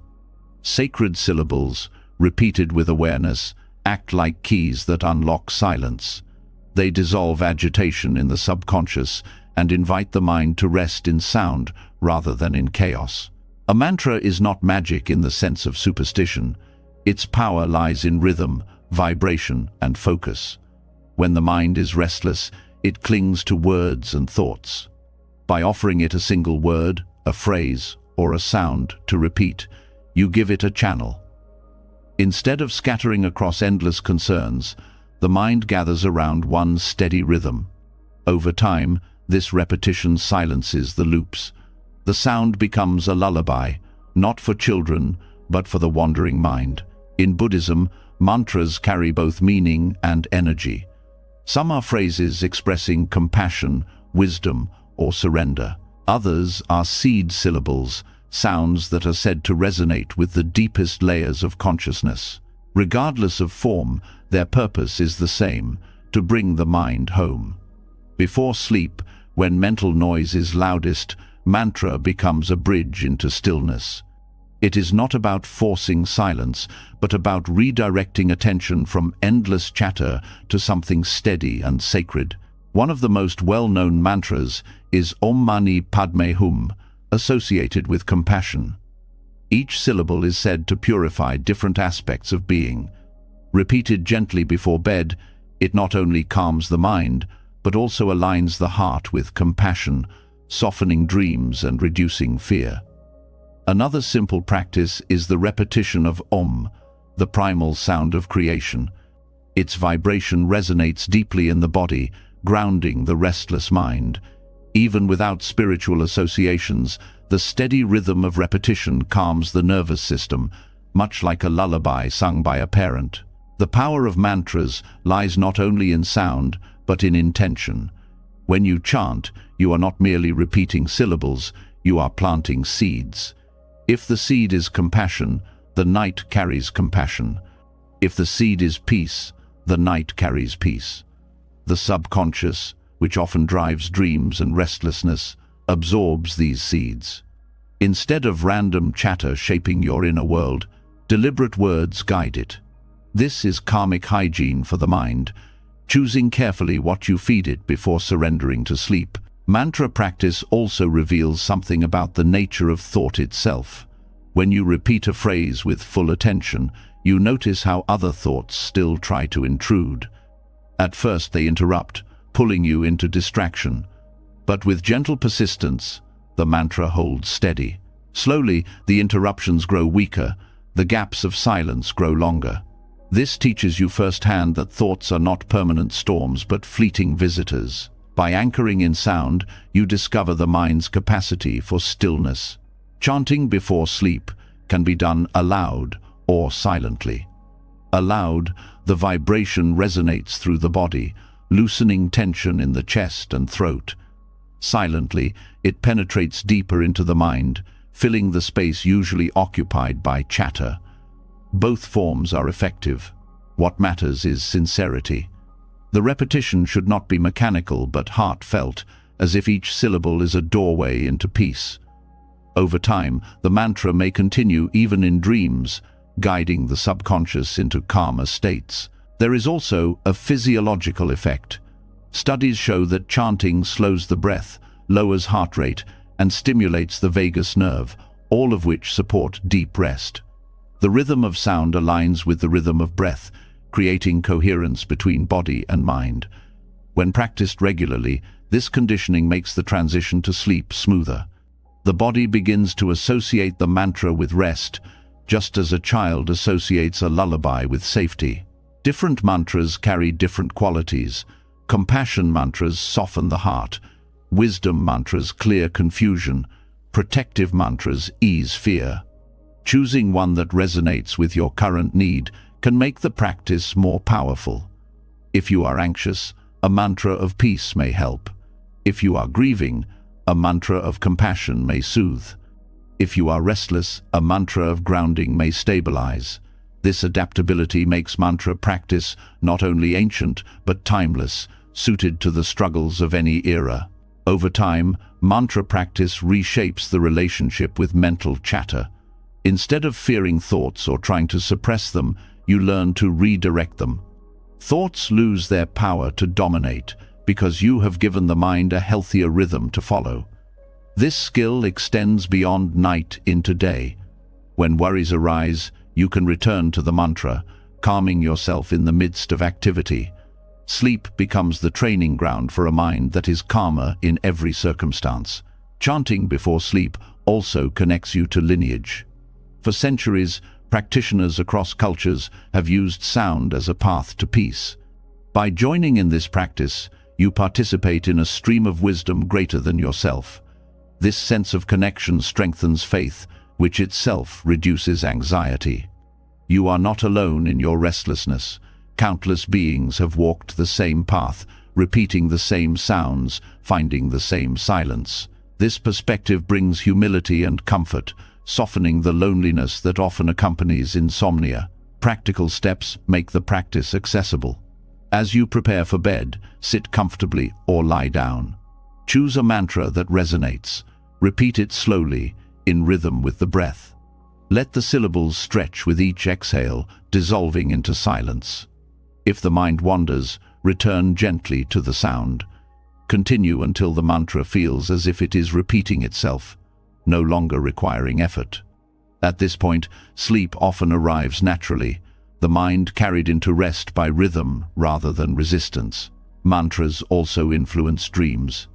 Just as daily consumption shapes the subconscious, the words you repeat before bed plant seeds in the dream world. Repetition of compassion mantras may lead to dreams of helping others. Repetition of wisdom mantras may bring clarity in dream symbols. Even if no such dreams appear, the overall tone shifts. Nightmares lessen, anxiety softens, and dreams become more coherent. This is not superstition, but the natural result of feeding the subconscious wholesome patterns instead of agitation. There is a deeper teaching hidden in mantra practice. Over time, the sound itself dissolves. You may begin by repeating syllables, but eventually the repetition leads into silence. The mantra becomes a vehicle that takes you beyond words into stillness. This mirrors the Buddhist path itself. Teachings are guides, not ends. Mantras point the way, but ultimately dissolve into the silence they reveal. Sleep then becomes not just unconsciousness, but entry into a sacred quiet, where the self loosens and peace expands. The simplicity of the practice makes it easy to overlook, yet its effects are profound. Few other tools work so directly on the restless mind. Where effort fails, sound carries. Where thoughts multiply, mantra gathers them into one stream. Where silence feels unreachable, repetition bridges the gap. In this way, sacred syllables become more than sound, they become companions, carrying you from agitation into serenity. Mantras that dissolve mental chatter remind you of an essential truth. Peace does not always arise by silencing the mind directly. Sometimes it comes by giving the mind something steady and sacred to hold until it naturally releases its grip. Through this practice, sleepless nights become less threatening, and rest becomes a ritual of devotion. Each syllable is a step away from chaos and into stillness, guiding you toward the freedom that has always been waiting beneath the noise. Mantras carry the restless mind into rhythm, offering a sound strong enough to dissolve chatter and yet gentle enough to guide you into silence. But when the sound fades and you place your head on the pillow, another teaching can begin, one hidden in the very object you rest upon each night. The pillow, soft and silent, can become more than a cushion. In Buddhist practice, it can serve as a reminder of emptiness, the truth that thoughts, fears, and even the self you cling to are not as solid as they appear. This is the essence of the empty pillow practice, a meditation in surrender that transforms the act of lying down into a profound encounter with wisdom. The mind often treats thoughts as if they were heavy stones. Worries about tomorrow, regrets about yesterday, judgments about the self, all seem solid, unmovable. Yet when examined, they dissolve like mist. They have no fixed form, no weight outside of attention. The pillow is a perfect teacher for this truth. It accepts the weight of your head without resistance, yet it holds nothing permanently. Press your face into it, and it shapes to you. Lift your head, and it returns to emptiness. This is the nature of all phenomena, responsive, impermanent, empty of fixed identity.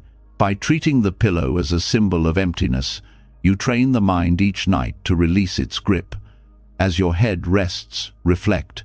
Just as this pillow holds no fixed shape, my worries hold no fixed reality. They rise when I cling to them, and vanish when I release. This simple shift transforms the pillow into a meditation object, a tactile reminder that nothing in the mind needs to be carried as if it were permanent. The practice deepens when you notice how the pillow supports without clinging. It offers comfort but does not demand recognition. It serves its purpose and then returns to stillness.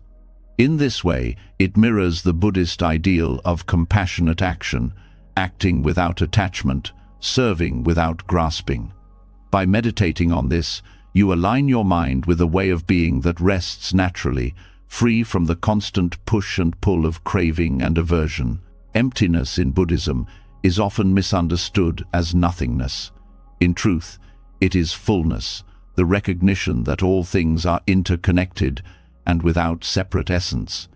The pillow, empty of a fixed identity, can take on any form, soft for one head, firm for another, warm in one moment, cool in another.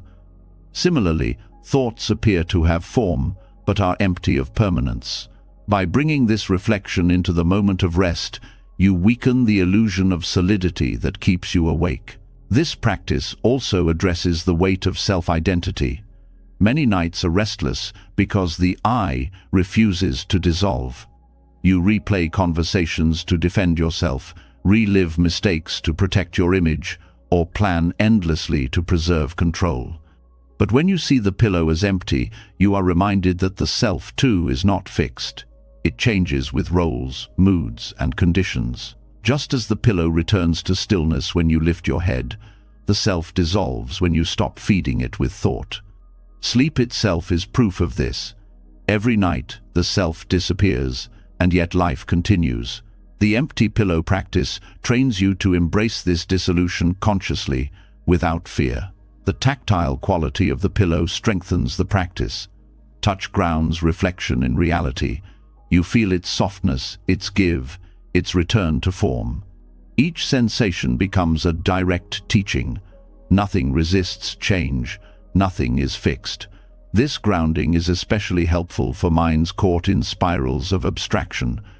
Instead of battling thoughts in the head, you rest awareness in the body, in contact with the pillow, and allow the teaching of emptiness to arise through sensation. There is also a psychological release in this practice. When you see worries as empty, their grip loosens. Anxiety thrives on the illusion of permanence, the belief that problems will last forever, that identities are unchanging. By meditating on emptiness, you undercut this illusion. You remind yourself that just as the pillow holds no shape, no thought can hold you forever. This reduces fear and allows the nervous system to relax, opening the door to deeper sleep. The empty pillow practice can be extended through visualization. As you lay your head down, imagine your worries dissolving into the pillow, vanishing into its formlessness. Each exhale carries tension into its depths, where it disappears without trace. Over time, this visualization conditions the mind to release automatically at bedtime. The pillow becomes not only a symbol, but a ritual container, absorbing the weight of the day and returning you to emptiness. This teaching also prepares the mind for death, often called the great sleep in Buddhist thought. Just as each night you rest your head and release the self into emptiness, so too one day you will release the body itself. By practicing with the pillow as a symbol, you rehearse this, letting go in small doses. Death then becomes less frightening, not an abrupt void, but a familiar release into the spaciousness you practice each night. What makes this practice unique is its accessibility. You do not need chants or elaborate rituals. Every night you already use a pillow. The practice is to shift how you relate to it. By transforming something ordinary into a symbol of truth, you weave wisdom into daily life. This is the essence of Buddhist training. To find the sacred in the mundane, to turn every action into practice. The empty pillow practice also cultivates gratitude. Each night, as you reflect on its support, you may feel a sense of appreciation not only for the pillow but for all conditions that make rest possible: the bed, the roof above you, the countless beings whose labor contributed to your comfort. Gratitude itself is a form of release, loosening the grip of dissatisfaction. When the heart rests in gratitude, the mind follows into ease. Dreams, too, can be influenced by this practice. When you fall asleep with a mind attuned to emptiness, dreams become less entangled. Instead of nightmares of clinging or loss, the subconscious reflects spaciousness. Even if troubling dreams arise, you are more likely to meet them with equanimity, remembering the truth of emptiness within them. In this way, the pillow not only supports physical rest, but also shapes the inner world of dreams. Over time, the empty pillow practice reshapes your relationship with thought itself. You stop treating thoughts as unshakable truths and start seeing them as temporary shapes. like impressions left on a pillow that always return to emptiness. This insight ripples into waking life. Worries lose their sting, arguments lose their weight, and identity loosens. You become lighter, less burdened, more at peace. In the end, the practice is about trust, trusting emptiness, trusting impermanence, trusting the natural flow of release. Each night, as your head sinks into the pillow, you rehearse this trust. You remind yourself that nothing you carry is permanent, that everything dissolves, that emptiness is not to be feared but embraced. In this trust, sleep becomes more than unconsciousness. It becomes an entry into wisdom, guided by the softest of teachers, the empty pillow beneath your head. Resting your head on the pillow as a symbol of emptiness teaches you that nothing you carry is as solid as it seems. The weight of identity, the heaviness of thought, even the shape of worry dissolves when released into spaciousness.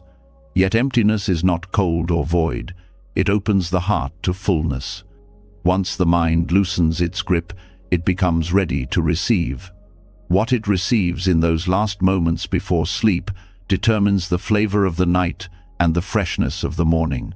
This is where gratitude enters. Gratitude is not just polite acknowledgement.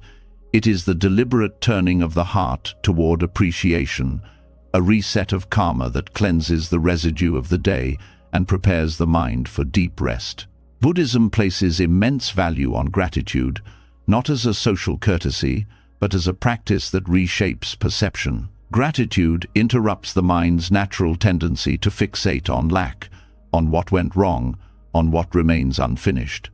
Left unchecked, this tendency fills the night with regret and anxiety, making rest difficult. Gratitude flips the lens, directing attention toward blessings rather than burdens. Each act of contemplation becomes a release, dissolving the emotional weight of the day. By practicing gratitude at night, you ensure that what lingers in the subconscious is light, supportive, and life-affirming. This karmic reset works because gratitude is both an antidote and a generator. It is an antidote to resentment, jealousy, and fear states of mind that create agitation and disturb rest. It is a generator of joy, contentment, and compassion, qualities that harmonize the heart and calm the nervous system. By ending the day with gratitude, you seed the night with wholesome states, and those seeds sprout in dreams, in physiology, and in the way you greet tomorrow. The practice can be simple. Before sleep, pause and reflect on 3 things you are grateful for. They do not need to be grand. They can be as small as a meal that nourished you, a kind glance from a stranger, or the comfort of a blanket. What matters is the sincerity of the recognition. Each acknowledgement is like cleansing dust from the heart. Over time, this nightly reflection becomes a ritual of purification, clearing away the day's grime so you can rest in clarity. Gratitude also alters the body's chemistry. Neuroscience shows that genuine feelings of appreciation release dopamine and serotonin, neurotransmitters linked to calmness and happiness. This biological shift supports deeper sleep, reducing the agitation that often keeps people awake. In this way, gratitude becomes medicine, emotional, spiritual, and physiological. The Buddha spoke of wholesome states leading to wholesome results, and here the connection is direct. A grateful mind creates restful nights. There is a karmic dimension as well. In Buddhist thought, the state of mind at the moment of sleep influences the state of consciousness carried forward, not only into dreams but into the next day, and ultimately into the next life. Ending the day with bitterness plants seeds of bitterness. Ending with gratitude plants seeds of peace. Each night becomes an opportunity to reset the trajectory of karma, steering it toward compassion and contentment. Gratitude is not only about feeling good in the moment, but about shaping the entire path of becoming. Gratitude is also deeply relational. Much of human suffering comes from forgetting interdependence, from clinging to the illusion of independence. Gratitude restores awareness of connection. Reflecting on the food you ate, you remember the farmers, the soil, the rain, the countless hands that made it possible. Reflecting on the shelter you rest in, you recall the laborers, the architects, the community that sustains it. Each acknowledgement softens the sense of isolation. This recognition is profoundly soothing at night, when loneliness often sharpens. Instead of drifting into sleep feeling alone, you drift into sleep feeling held by the web of life.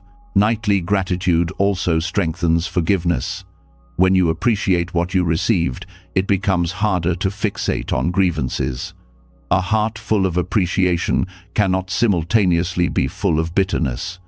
If anger arises, gratitude offers perspective. Yes, someone may have hurt you, but countless others supported you. This balance reduces the sting of pain and allows the heart to rest without carrying grudges into dreams. The practice can be expanded into a structured meditation. Begin with gratitude for your body, the breath that continues, the heart that beats, the senses that serve you. Then extend to gratitude for people in your life, for teachers, friends, family, even strangers who brought small kindness. Finally, expand to gratitude for conditions themselves, the sun, the earth, the opportunity to practice.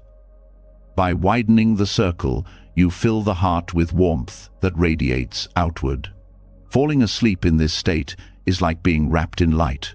For those who suffer from insomnia fueled by racing thoughts, gratitude provides a gentle anchor. Instead of battling to silence the mind, you redirect it to appreciation. Each grateful thought displaces a worry. The more sincerely you reflect, the less space remains for anxiety. Over time, the mind learns this pattern, naturally leaning toward gratitude at night rather than agitation. Sleep becomes not only easier, but sweeter, colored by appreciation rather than fear. Nightly gratitude also nurtures resilience. Life inevitably brings pain and uncertainty. But when gratitude is practiced regularly, the mind learns to see blessings even amid difficulty. This resilience carries into the night, protecting sleep from being overwhelmed by despair. A grateful mind can rest even in hardship because it still perceives what is sustaining and supportive. There is also beauty in the ordinariness of gratitude. It does not require rare conditions or elaborate rituals. It requires only attention. A single candle, the taste of water, the quiet of the night. Any of these can become the object of gratitude. This accessibility makes the practice powerful.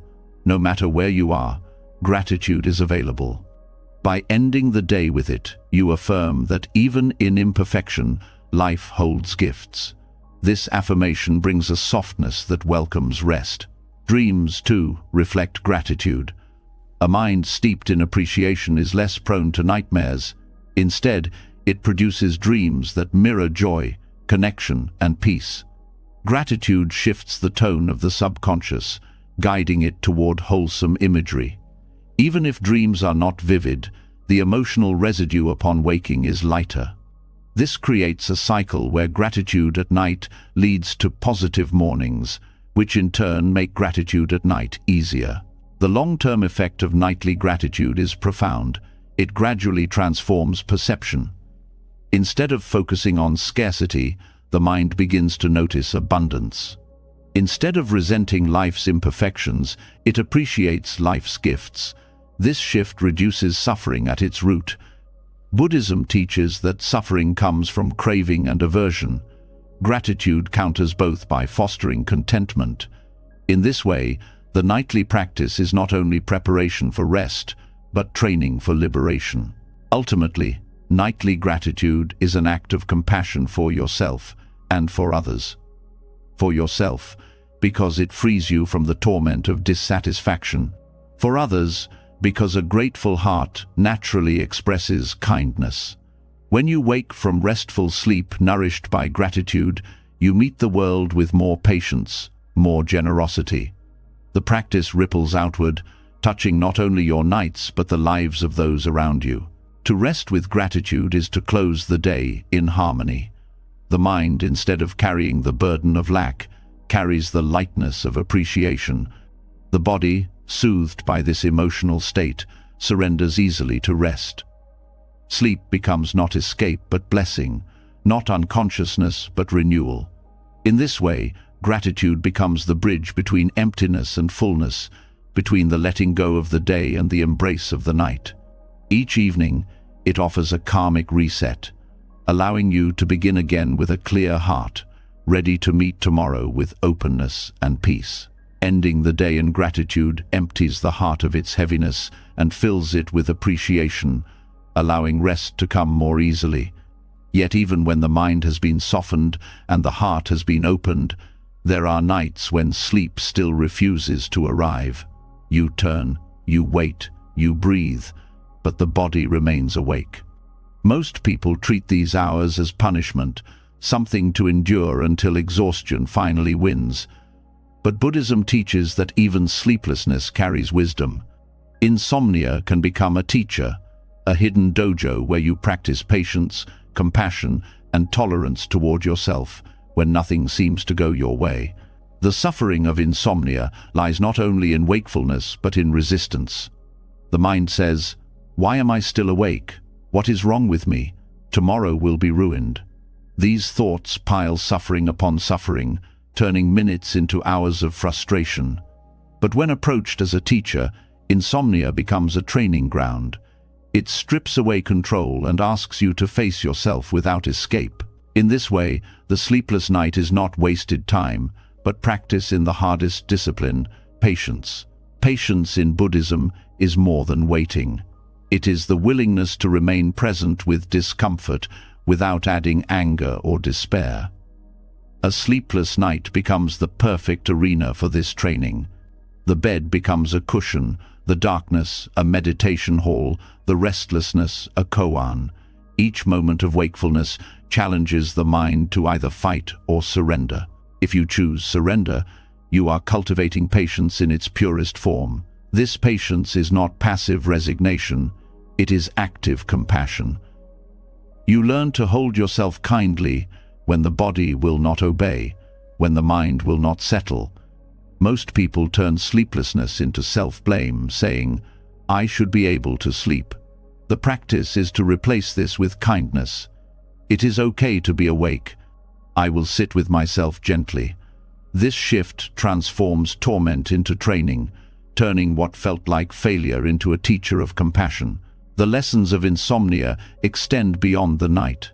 By training in patience during wakeful hours, you become more patient in daily life. The same tolerance you offer yourself at midnight becomes tolerance for others at noon. The irritations of traffic, of conflict, of waiting in line, all become easier when you have faced the long hours of the night without collapsing into despair. In this way, insomnia, though unwelcome, becomes a profound teacher of equanimity. There is also a deep karmic lesson in seeing insomnia as practice. Life itself often refuses to give you what you want when you want it. You demand results, and delays appear. You crave certainty, and uncertainty lingers. Insomnia mirrors this truth. It forces you to sit with not getting what you want. To learn patience here is to prepare yourself for the larger struggles of life. By training in the small dojo of the night, you strengthen yourself for the dojo of existence itself. Another gift of sleeplessness is the opportunity to expand mindfulness. Most people meditate only when conditions are comfortable, quiet spaces, soft cushions, gentle light. But true practice means facing the mind in all conditions. When you cannot sleep, mindfulness becomes sharper. You notice thoughts looping, sensations rising, emotions shifting. You have no choice but to see them clearly. This raw observation deepens awareness in ways comfort never could. Sleepless nights also teach humility. They remind you that control is an illusion. No matter how advanced your techniques, no matter how disciplined your schedule, sleep sometimes will not come. This humbling truth softens pride and invites surrender. You remember that the body and mind follow their own rhythms, and your role is to meet them with care rather than domination. Humility itself is a form of wisdom, opening the door to deeper compassion. For those who suffer often from insomnia, the practice of reframing is crucial. Instead of saying, "This night is wasted," you can say, "This night is practice." By turning frustration into opportunity, you reclaim agency. The body may not sleep, but the heart can still grow. You can still cultivate compassion, patience, awareness. In this way, no night is wasted. Each hour becomes meaningful, even in wakefulness. Some teachers advised using these hours for gentle meditation rather than forcing rest. Sitting quietly, breathing softly, or repeating a mantra can transform sleeplessness into nourishment. Even if sleep does not arrive, the body receives calm, the mind receives steadiness. This is another form of patience, replacing the demand for sleep with the acceptance of stillness. The lesson is not to cling to one outcome, but to welcome what is available. Insomnia also reveals how fragile the human condition island. It exposes how dependent you are on circumstances, how quickly suffering arises when comfort is lost. This awareness can deepen compassion for others. Think of those who live in pain, who cannot rest due to illness or hardship. By experiencing your own sleeplessness, you understand them better. You connect with their suffering, and this connection becomes compassion. The night becomes a teacher not only of patience but of solidarity with all beings who struggle. Over time, these lessons reshape your relationship with insomnia itself. What was once an enemy becomes neutral, even a companion. You stop fearing the night because you know it carries practice. The body may be tired, but the heart is strengthened. Instead of dreading sleeplessness, you welcome it as another opportunity for growth. This shift alone reduces suffering, because much of the torment of insomnia comes from the belief that it should not happen. By accepting it as teacher, you dissolve that belief. The dojo of insomnia also trains you in non-attachment. Each hour awake teaches you that clinging to the desire for sleep only fuels suffering. Letting go becomes the only option. This lesson echoes the heart of Buddhist practice. Clinging is the root of suffering, and release is the path to peace. The night is simply another arena where this truth unfolds. Practical exercises can deepen this transformation. When you notice restlessness, you can practice loving-kindness phrases for yourself. May I be at ease, even if I am awake. May I be gentle with myself tonight. When thoughts spiral, you can observe them as clouds passing rather than storms threatening. When frustration arises, you can breathe into it and release judgment. Each act is a step in patience, each moment a chance to cultivate compassion. Ultimately, insomnia as a teacher strips away illusions of control and comfort, leaving you with yourself. And in meeting yourself in those raw hours with patience, tolerance, and kindness, you touch the essence of practice. You discover that rest is not limited to sleep. Rest is the quality of heart you bring to wakefulness. Even without closing your eyes, you can rest in compassion. Even without dreams, you can awaken to patience. In this way, the sleepless night ceases to be a burden and becomes one of the deepest teachers you will ever meet. Sleeplessness, when met with patience, teaches that rest is not found only in unconsciousness, but also in compassion for yourself in difficult moments. This reframing already begins to loosen the grip of suffering, but there is an even subtler dimension waiting to be explored. Rest is not one flat state. It unfolds in layers, each with its own depth, its own texture, its own wisdom. Buddhist teachings often compare awareness to a lotus' many petals, each revealing more as they open. To approach sleep this way is to discover that even drifting into unconsciousness can be a journey of awareness, a movement through petals of consciousness that can transform the night into practice rather than escape. Awareness during rest does not mean keeping yourself awake. It means cultivating sensitivity to the gradual transitions the mind and body pass through. Most people collapse into sleep with little notice of how it happens. The mind races, then suddenly it is morning. But when you slow down and observe, you begin to notice the shifts. The breath lengthens, thoughts loosen, sensations blur. Each stage is like a petal unfolding, carrying you deeper into stillness. By being present with these stages, you discover that rest is not a single plunge into darkness, but a layered flowering of awareness. The first layer is waking consciousness, where thoughts still move quickly. This is often where insomnia clings. If you meet it with resistance, the petals close. But if you soften and simply notice, here are thoughts, here is the body, here is the breath, the first petal begins to open. Awareness here is gentle acknowledgement. You do not try to silence the mind, you simply recognize its activity without judgment. This recognition itself starts the transition. The next layer comes as thoughts slow and sensations deepen. You may notice your body sinking, the edges of form blurring. This stage is a petal of surrender. The body's weight becomes pronounced, gravity felt more fully. Awareness here is grounded, physical. By attending to the heaviness, the warmth, the contact with the bed, you support the natural descent. Many practitioners use body scan meditations at this stage, guiding awareness through each limb, releasing tension as they go. Each release is another petal opening, another layer of consciousness softening. As the mind drifts further, imagery may arise, fragments of dream, flashes of memory, colors or sounds. This is the hypnagogic state, a threshold between waking and dreaming. Most people pass through it unconsciously, but with awareness, it becomes fascinating. These flickers reveal how the mind constructs reality, weaving images from nothing.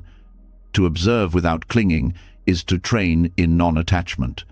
You see images come and go, like petals opening and falling, and you realize that thoughts and dreams are equally transient. The lotus of sleep teaches impermanence in real time. Deeper still is dream consciousness. Many traditions view dreams as chaotic, but Buddhism treats them as opportunities for practice. Just as you can cultivate mindfulness during the day, you can cultivate it in dreams. Lucid dreaming, a form of dream awareness, allows recognition. This is a dream. But even without lucidity, the emotional tone of dreams reflects the seeds you planted before sleep. Gratitude, compassion, and mantra practice shape these petals, making dreams lighter and more instructive. Each dream is another unfolding, another expression of the lotus, showing you the workings of the subconscious. The innermost petals open in deep, dreamless sleep. Here, awareness is subtle, often unnoticed. The self dissolves, time disappears, yet consciousness continues in its quiet form. Buddhist texts describe this as a glimpse of the unconditioned, a state where the fires of craving, aversion, and delusion temporarily cease. To touch this, even unconsciously, refreshes body and mind. To approach it with awareness is to experience sleep as mini nirvana, a taste of freedom.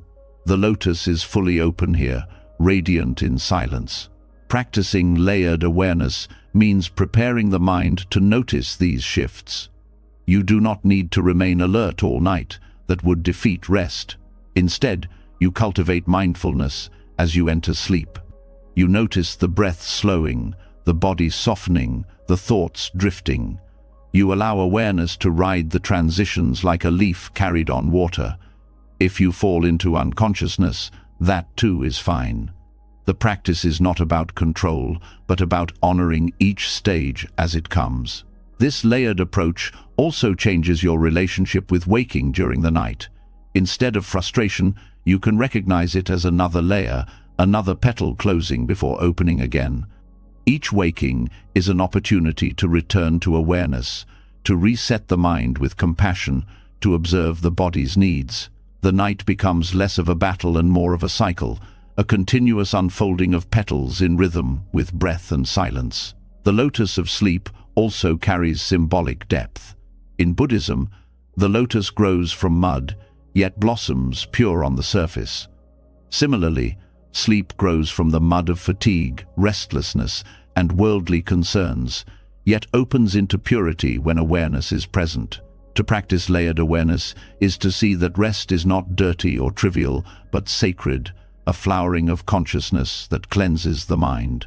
This view transforms how you treat the night, not as wasted hours, but as practice in its own right.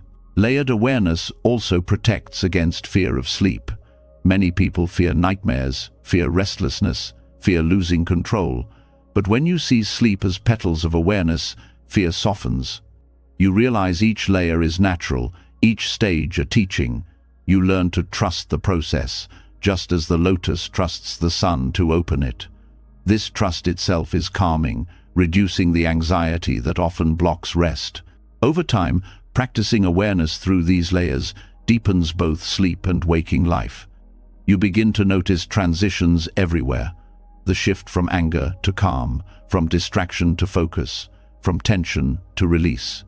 You see that all states are layered, all experiences unfolding petal by petal.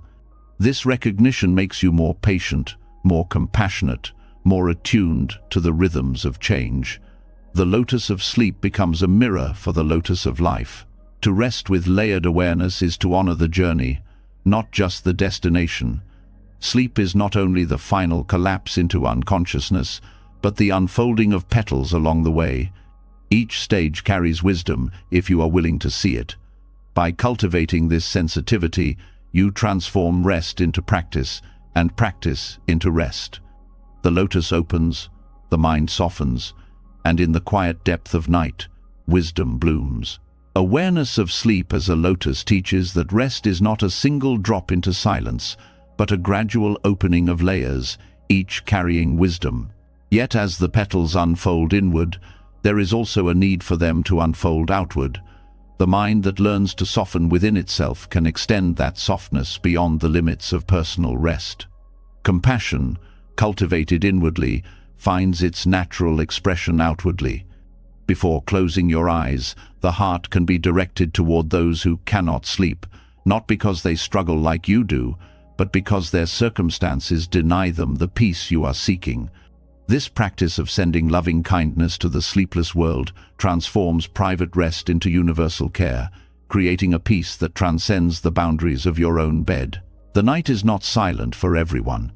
In hospitals, patients fight pain or face fear under fluorescent lights, while nurses move tirelessly from room to room. In war zones, families listen for explosions, fearing each sound in the dark. On night shifts, workers clean streets, transport goods, or monitor machines, their bodies weary while the world sleeps. To acknowledge them before your own rest is to recognize the vastness of suffering and service that fills the night. Instead of shrinking into isolation, you open your heart to connection. Sending compassion does not require words or rituals. It begins with intention. As you lie down, you bring to mind those who are awake in difficulty. You let the heart speak. May they be safe. May they be free from suffering. May they know peace. This simple gesture plants seeds not only in your own mind, but in the subtle fabric of consciousness that binds all beings. Even if no one hears it, the act changes you. It replaces self-absorption with generosity, anxiety with care, restlessness with calm. This practice also shifts the weight of insomnia when it arises. Instead of asking, "Why can't I sleep?" you turn the energy outward. Who else is awake, and how can I send them kindness? The night becomes less of a private prison and more of a shared field of compassion. By transforming self-centered worry into outward care, you dissolve the sharp edge of suffering. You discover that even wakefulness can be meaningful when used to extend kindness. Buddhist texts often describe loving-kindness meditation as immeasurable because it knows no boundaries. Extending it before sleep reflects this boundlessness. You do not limit your wishes to loved ones alone, but include strangers, even those you may never meet. This expansion of care not only benefits others in unseen ways, but purifies your own heart. By softening the walls of self, you prepare the mind for deeper rest. Anxiety narrows, compassion widens.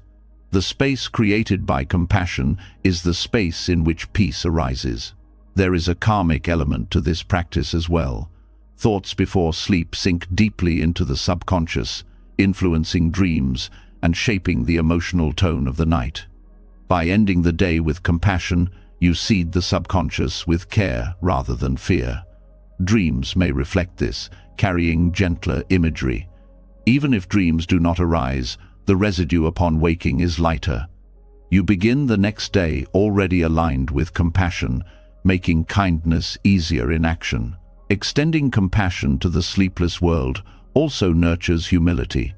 When you remember patients in pain, soldiers on watch, or workers laboring through the night, your own struggles feel less overwhelming. This is not to dismiss your suffering, but to place it in context. Humility eases self-pity, making space for gratitude.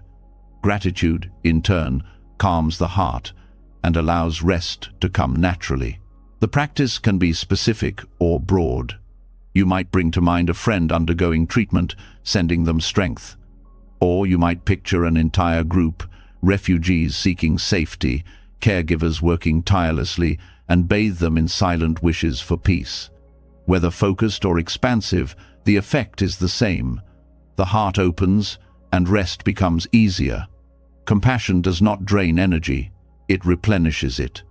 By shifting attention away from worry toward care, you free yourself from the cycle of agitation. There is also beauty in recognizing that compassion is not bound by time or space. You may be lying quietly in your room, yet your heart can touch distant lives. The act itself expands consciousness, dissolving the illusion of separation. In this expansion, you feel less alone. You sleep not as an isolated self, but as part of a vast web of beings, all seeking peace in their own ways. This sense of shared humanity is profoundly soothing, dissolving the loneliness that often accompanies sleeplessness. Over time, making compassion for the sleepless world a nightly ritual reshapes your relationship with the night. You stop seeing it as empty hours and begin to see it as sacred space. Each evening becomes an opportunity to connect with unseen lives, to contribute silently to the collective healing of the world. Sleep then follows not out of exhaustion, but out of alignment, as the heart rests more easily when it has extended care. This practice also deepens resilience. Knowing that others face the night with burdens far heavier than yours helps you endure your own restlessness with more patience. You learn to carry discomfort without despair, because you know your compassion connects you to a greater whole. Instead of feeling trapped by sleeplessness, you feel entrusted with a role to practice kindness even in the dark. This shift alone changes the texture of the night. In Buddhist terms, compassion is the wish for others to be free from suffering. By practicing this before sleep, you remind yourself of the universality of that wish. Everyone, everywhere, seeks peace. By aligning yourself with that truth, you dissolve some of the self-centered craving that keeps you restless. Peace arises not by grasping, but by letting the heart flow outward. Practical steps can make the practice easier. After lying down, take a few slow breaths. Bring to mind one image: a hospital ward, a city at night, a refugee camp. Offer silent words of compassion. May you be free from fear. May you find rest. May you be safe. Then expand outward, to strangers, to animals, to the entire world. Let the heart radiate without boundary. If thoughts intrude, return gently to compassion. If sleep comes, let it arrive naturally, carried on the current of care. In this way, even sleepless nights become purposeful. Compassion replaces frustration, and patience replaces fear. By sending loving kindness to those awake in difficulty, you not only create peace for them in unseen ways, but also for yourself. You discover that the most profound rest comes not from isolation, but from connection, not from self-concern, but from care for others. And in that discovery, the night ceases to be an enemy and becomes a field of compassion, preparing the heart for both sleep and awakening. Sending compassion outward to those who cannot rest softens the heart and frees the night from loneliness. But compassion does not only extend through wishes, it also takes form in how you prepare your own environment for peace. After caring for the sleepless world, The next step is to care for the atmosphere you inhabit. One of the deepest forms of this care is silence. In Buddhism, silence is not emptiness of sound alone. It is a discipline, a mirror that reveals the mind as it island. Honoring noble silence in the hours before bed mirrors the monastic way, creating conditions where clarity can replace agitation and rest can flow naturally. Noble silence is different from ordinary quiet. Ordinary quiet might be the absence of noise, yet the mind remains loud with distraction. Noble silence is intentional. It means restraining speech, choosing not to flood the senses with stimulation, and allowing the heart to settle into stillness. Monastics observe noble silence during certain hours, not simply to avoid disturbance, but to prepare the mind for meditation and insight. At home, bringing this same practice into the evening can transform rest into a sacred ritual rather than a collapse into exhaustion. The noise of modern life is constant screens flashing, messages arriving, music filling every space. Without realizing it, the nervous system becomes overstimulated. By bedtime, the body may be tired, but the mind continues spinning, replaying conversations, consuming information long after the lights are out. Silence becomes essential medicine. It resets the senses, clears mental clutter, and signals to the entire system that the day is complete. Without it, rest becomes shallow. With it, the mind surrenders naturally. Practicing noble silence begins with speech. Words carry weight, and the final words of the day often linger in the mind. Harsh or careless speech before bed plants agitation that follows into dreams. Choosing silence instead plants stillness. This does not mean ignoring others or creating coldness, but simply limiting unnecessary talk. A gentle good night, followed by quiet, sets the stage for rest. Even brief silence allows the mind to release the momentum of conversation and enter a slower rhythm. Beyond speech, noble silence also applies to what you consume. The hours before bed are not the time for dramatic news, intense arguments, or endless scrolling. Each of these acts fills the mind with impressions that will echo through the night. Noble silence asks, can you allow the senses to rest? Turning off screens, dimming lights, and entering stillness become acts of compassion for yourself. Just as monks withdraw from distractions to deepen practice, you withdraw from stimulation to allow rest. The beauty of noble silence is its clarity. When external noise lessens, the internal noise becomes visible. At first, this can feel uncomfortable. Thoughts may seem louder, worries more insistent. But this is the very purpose of silence, to reveal what has been hidden under constant distraction. Instead of drowning restlessness with noise, you meet it directly. Over time, this meeting cultivates courage and gentleness. The mind learns that it does not need to fear its own contents. Silence becomes not emptiness, but intimacy with the self. This intimacy is what allows true rest. Without silence, sleep can feel like escape, a way to shut down the constant flood. With silence, sleep becomes continuation, a deepening of the stillness already cultivated. The transition is smoother, the rest more profound. You are not collapsing into unconsciousness, but entering it with awareness and calm. This mirrors monastic life, where silence before meditation is not avoidance but preparation. There is also a communal aspect to noble silence.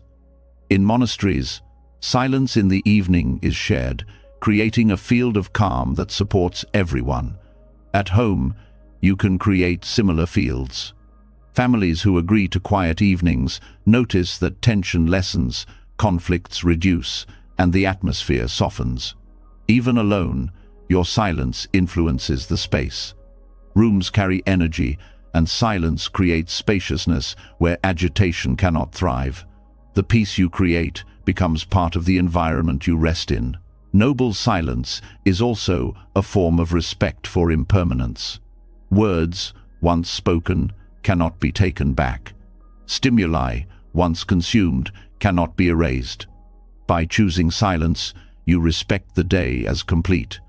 You acknowledge that nothing more needs to be added. This acceptance of closure mirrors the practice of letting go at the end of life. Each night becomes a rehearsal of release, an acceptance that what has been done is enough. There is a physiological effect as well. Noise, whether external or self-generated through chatter, keeps the nervous system alert. Silence lowers stimulation, activating the parasympathetic system, which supports digestion, repair, and rest. Scientific studies show that silence increases brain cell growth and reduces stress hormones. When paired with mindfulness, noble silence is not deprivation but nourishment, feeding the brain and heart with the conditions needed for renewal. Some may feel that silence is empty or lonely, but when approached with awareness, it becomes full and alive. In silence, the sound of breath becomes audible, the beating of the heart becomes present, the subtle sounds of the environment, wind, distant movement, become vivid. These gentle sounds root you in the present, dissolving the artificial noise that usually drowns them. You realize that silence is never absolute absence, but a field of subtle presence, more restful than any distraction. To cultivate noble silence, you can create small rituals. Light a candle instead of watching a screen. Read a short passage of wisdom instead of browsing endless words. Sit quietly for a few minutes, listening to your breath. Avoid unnecessary speech, letting the night close gently. Over time, these small acts become natural. Silence ceases to feel forced. It feels like coming home. Dreams are also influenced by silence. When the senses are not overloaded before bed, the subconscious produces clearer, calmer imagery. Nightmares lessen, clarity increases, and sometimes insights arise.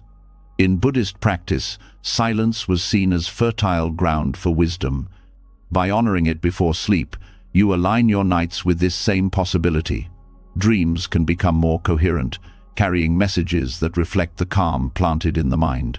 Ultimately, noble silence prepares not only for rest, but for awakening. By withdrawing from noise, you create the conditions to see clearly. By honoring stillness, you practice the same discipline that monastics have used for centuries to cultivate insight. In this way, your bedroom becomes a monastery, your night a retreat. The silence before sleep is no longer absence but presence, no longer emptiness but fullness. To rest in noble silence is to honor yourself with clarity. The mind softens, the body follows, and the heart finds peace. Sleep comes as a natural continuation of stillness rather than as an escape. And when you wake, the residue of silence remains, carrying its calm into the day. Through this practice, nights become sacred, mornings lighter, and the whole rhythm of life steadier.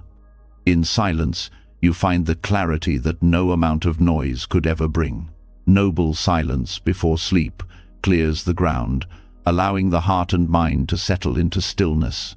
Yet the stillness of night is not only about rest, it can also be a rehearsal for something greater. Every time you surrender to sleep, you are enacting a miniature death, the loosening of the self, the fading of identity, the release of control. In Buddhist teaching, death is not the end but a passage, a transition known as the bardo, where consciousness journeys between states. Sleep, with its nightly dissolution of the self, becomes practice for this passage. To treat each night as rehearsal is to prepare not with fear, but with wisdom, transforming rest into spiritual training. The bardo, as described in Tibetan Buddhism, is the intermediate state between death and rebirth. It is said to be a time of great potential, where liberation is possible if awareness is present. But it is also a time of confusion if the mind is untrained, filled with clinging and fear. Practicing awareness in sleep becomes preparation for meeting death with clarity. Each night, as you let go of the day and sink into unconsciousness, you mirror the process of letting go of life itself. By practicing consciously, you train to release without fear. The connection between sleep and death has long been recognized. Both involve the dissolution of ordinary consciousness. In sleep, The waking self vanishes, replaced by dream or by deep stillness. In death, the same dissolution occurs, but permanently. To notice this link changes the way you approach sleep. Instead of collapsing unconsciously, you enter with intention. Tonight I practice letting go. Tonight I rehearse death. This attitude softens the fear of both sleep and death, transforming them into gateways rather than threats. This practice begins with awareness at the threshold of sleep. As you feel the body sinking, the breath slowing, the self loosening, you remind yourself, this is a rehearsal. You notice the resistance, the desire to hold on to thought, identity, control, and gently release it. Each release is training, each surrender a strengthening of the ability to let go. Over time, the mind learns to trust the process, to meet dissolution not with panic, but with acceptance. Dreams also become part of this training. In the Bardo, it is said that the mind projects visions shaped by karma. In dreams, the same occurs. Images arise, vivid and convincing, yet insubstantial. To practice awareness in dreams, whether lucid or simply mindful upon waking, is to train for the visions of the Bardo. You learn not to cling, not to fear, not to mistake appearance for solid reality. This recognition prepares you for death, in the same way it prepares you for life. By loosening attachment to illusions, deep sleep, where even dreams vanish, offers the purest rehearsal. In this state, the self is absent, yet life continues. Consciousness rests in a subtle form, unshaped by thought. To reflect on this upon waking is to glimpse what the Bardo may hold, a spacious awareness beyond identity. Each night you taste it, though often unconsciously. By bringing mindfulness to the process, you train to recognize it more clearly at the final transition. This perspective reshapes your relationship with both night and mortality. Sleep is no longer trivial, it becomes sacred practice. Death is no longer distant, it becomes familiar. Fear softens because you meet the small death nightly and wake renewed. Trust grows because you experience the cycle again and again: dissolution, rest, return. By aligning with this rhythm, you prepare for the great dissolution with calm. Practical methods can deepen this training. Before sleep, reflect briefly on impermanence. This day is finished. These thoughts are finished. I let them go. As you rest, focus on releasing clinging, one layer at a time: the body, the breath, the mind. If you wake in the night, treat it as another rehearsal. Notice the return to awareness, then release again. Each cycle becomes a microcosm of death and rebirth.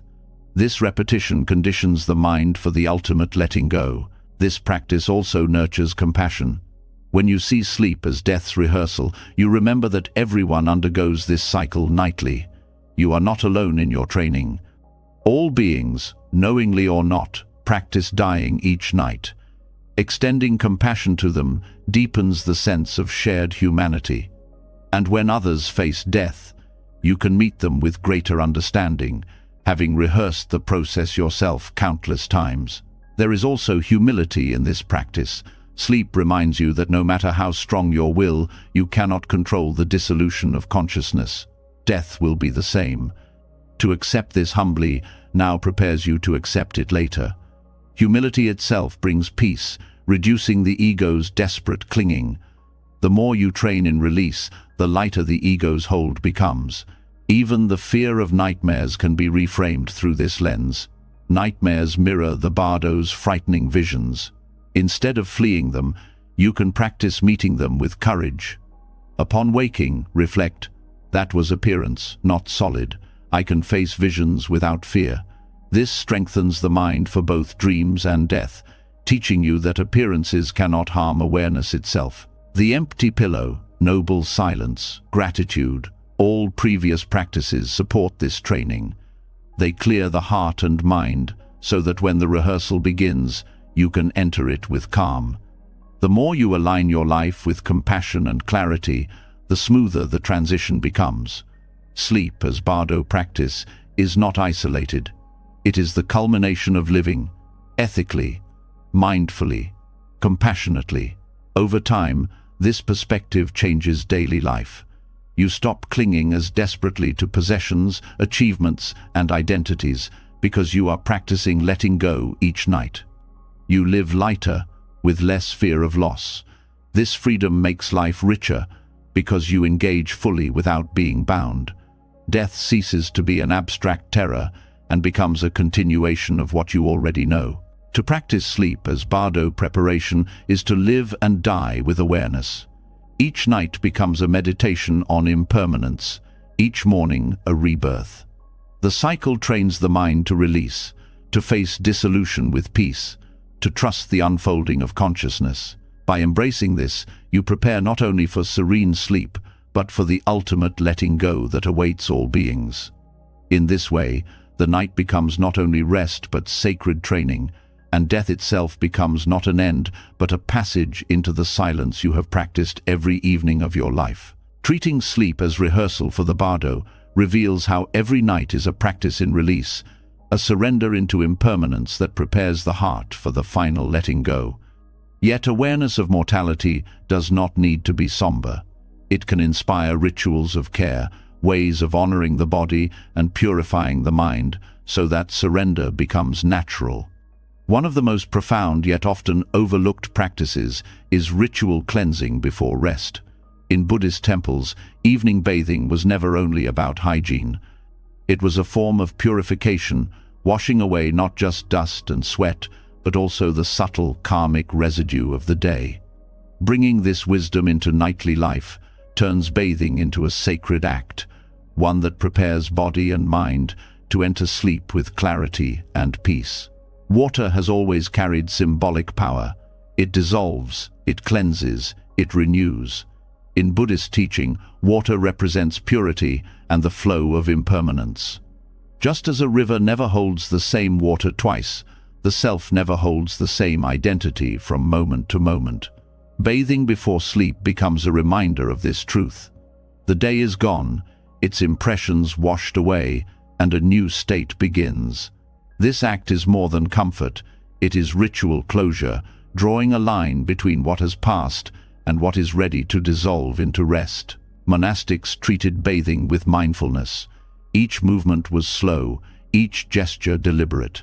Soap was not lathered absent-mindedly but applied with awareness, cleansing the hands not only of dirt but of harmful actions, cleansing the mouth not only of taste but of unwholesome speech, cleansing the face not only of sweat but of masks worn in daily interactions.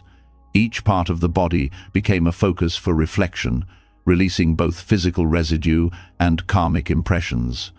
By the time the ritual was complete, the practitioner felt not only clean but renewed, ready to enter the silence of night without burden. In daily life, this ritual can be adapted without complexity. As water touches the skin, you bring intention. I release the residue of the day. I release anger, worry, and harm. The warmth softens muscles, the coolness awakens clarity. The flow itself becomes a meditation on impermanence. Instead of rushing through bathing, you linger with awareness. Each drop of water is seen as a teacher, reminding you that nothing clings forever. This deliberate practice aligns the body with the mind, ensuring both are prepared for rest. There is also a psychological effect. The body associates bathing with renewal. When practiced consistently, the ritual becomes a signal, telling the nervous system it is time to transition from activity to stillness. This is why many temples scheduled bathing in the evening. It marked the end of service, the beginning of silence. For lay practitioners, the same rhythm can apply. Cleansing the body becomes a cue for the mind, easing the transition into sleep. Beyond the physical, ritual bathing touches the emotional. The day leaves impressions not only on the skin but on the heart. Words exchanged, tasks left unfinished, emotions stirred, these cling like unseen dust.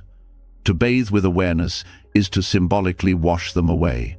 With each rinse, you release resentment. With each breath of steam, you release guilt.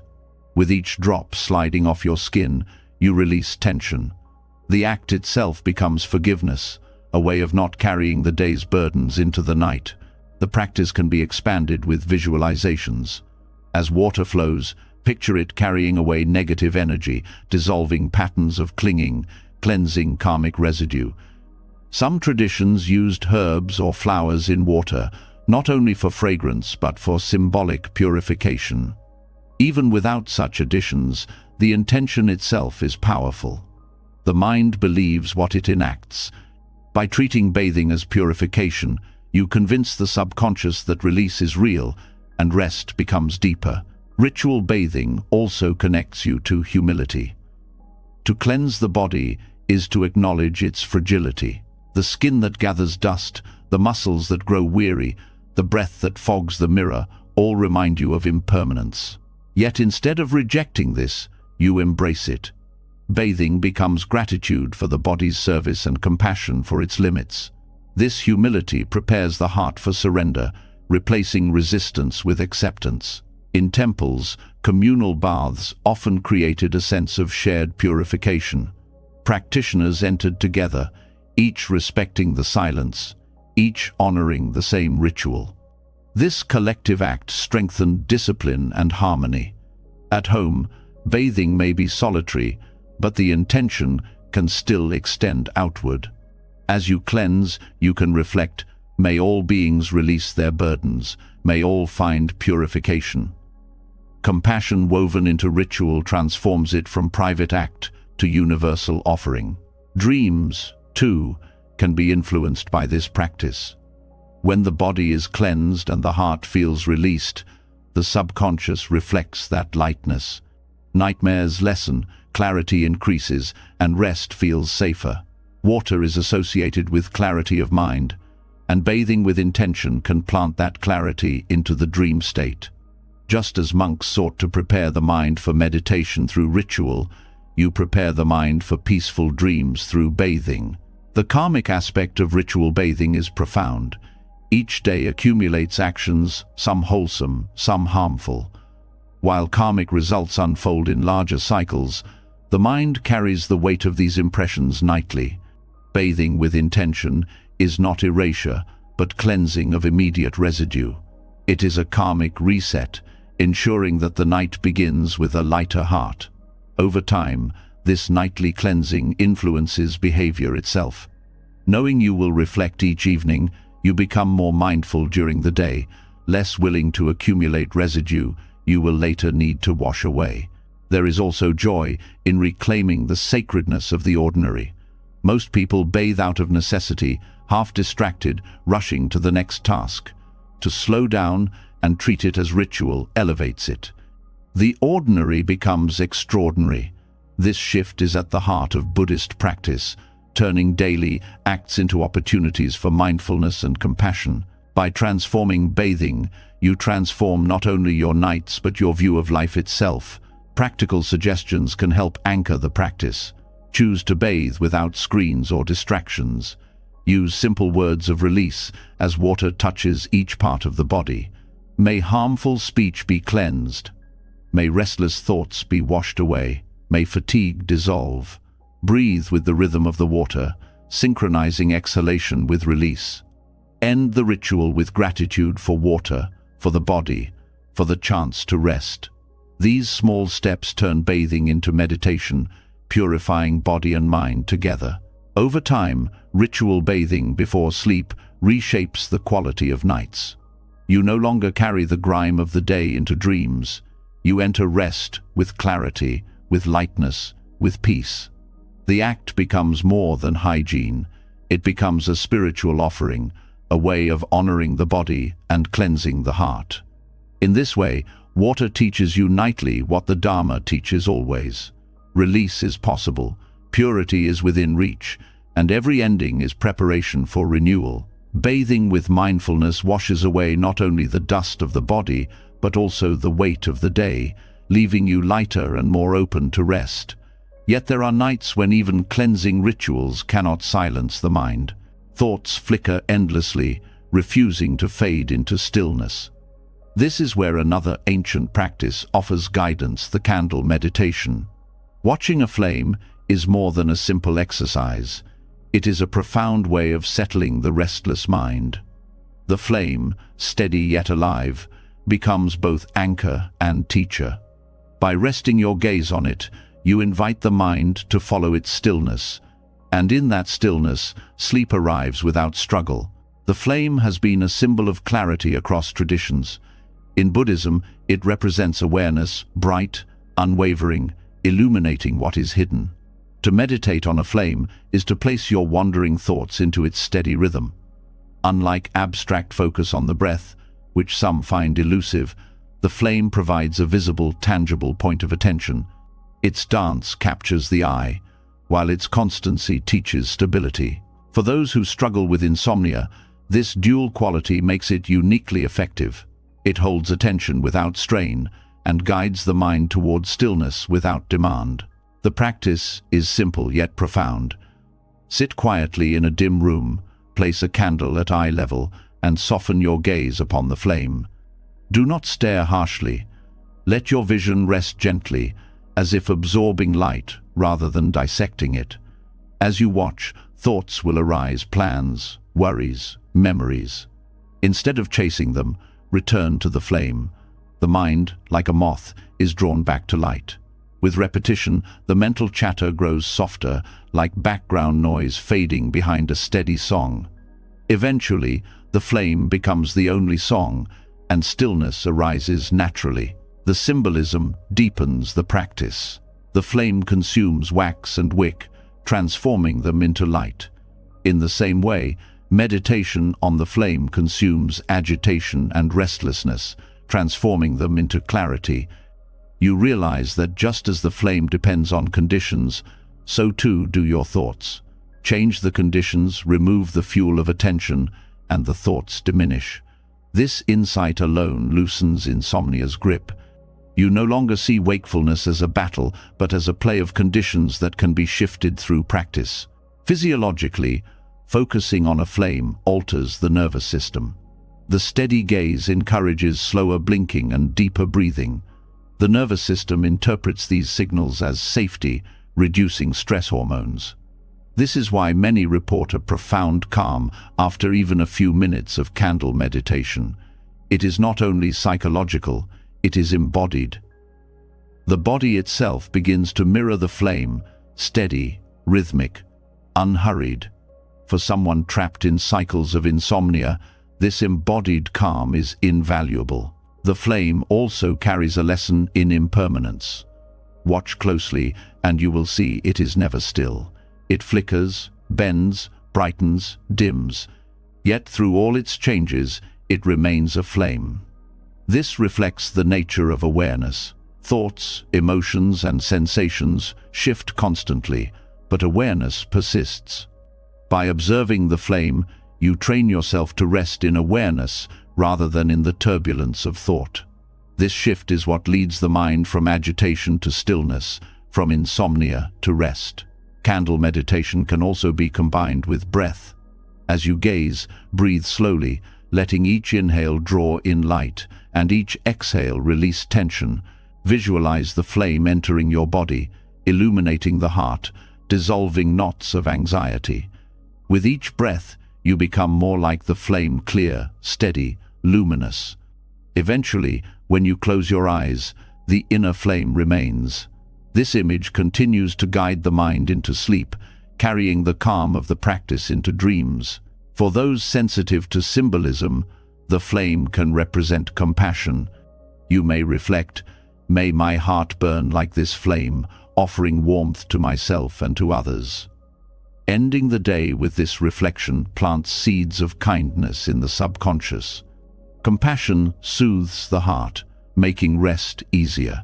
The flame thus becomes not only a tool for calm but also a source of spiritual cultivation. Candle meditation is also effective because it replaces the restless habit of screens. Many suffer insomnia because their last act before bed is staring at devices, feeding the mind with light that agitates rather than soothes. Replacing this with a candle reorients the senses. Instead of harsh shifting images, the eye rests on natural flame. Instead of stimulation, you receive stillness. This small change has profound effects, turning the pre-sleep ritual into nourishment rather than disruption. There is a discipline in this practice. At first, the mind resists. It wants to wander, to grasp at thoughts, to reject simplicity. But with patience, the flame wins. Not by force, but by constancy. This patience mirrors the discipline of monastics who used flame gazing as a path to concentration. For lay practitioners, it does not need to lead to deep meditation states. It is enough that it quiets the mind and opens the door to rest. The discipline of returning again and again to the flame strengthens not only sleep but also mindfulness throughout life. Dreams after candle meditation often feel different. The mind, calmed and cleansed, produces dreams with more coherence, less agitation. Some even report dreams of light, of clarity, of peace. Whether or not such dreams occur, the residue upon waking is lighter. You rise not groggy but refreshed, as if the flame burned away the heaviness of the night. This reflects the karmic principle. What you plant before sleep shapes what arises within it. Planting calm through the flame yields calm in return. Over time, candle meditation can transform insomnia entirely. Instead of dreading the night, you begin to welcome it as an opportunity to sit with the flame. Sleep ceases to be a demand and becomes a natural consequence of practice. Even if rest does not come immediately, the night feels purposeful. You are not trapped in frustration, but engaged in meditation. This reframing alone eases much of the suffering tied to sleeplessness. The practice can be expanded. After some minutes of gazing, you may close your eyes and visualize the flame at the heart, glowing steadily. You carry this image into sleep, letting it burn quietly as you drift. This visualization is protective, guarding against nightmares, guiding the subconscious toward clarity. The inner flame becomes a companion through the night, reminding you of stillness even in dreams. Ultimately, candle meditation is a return to simplicity. A single flame, steady in the dark, has the power to quiet the storm of the mind. It requires no complexity, no tools beyond awareness, no effort beyond returning.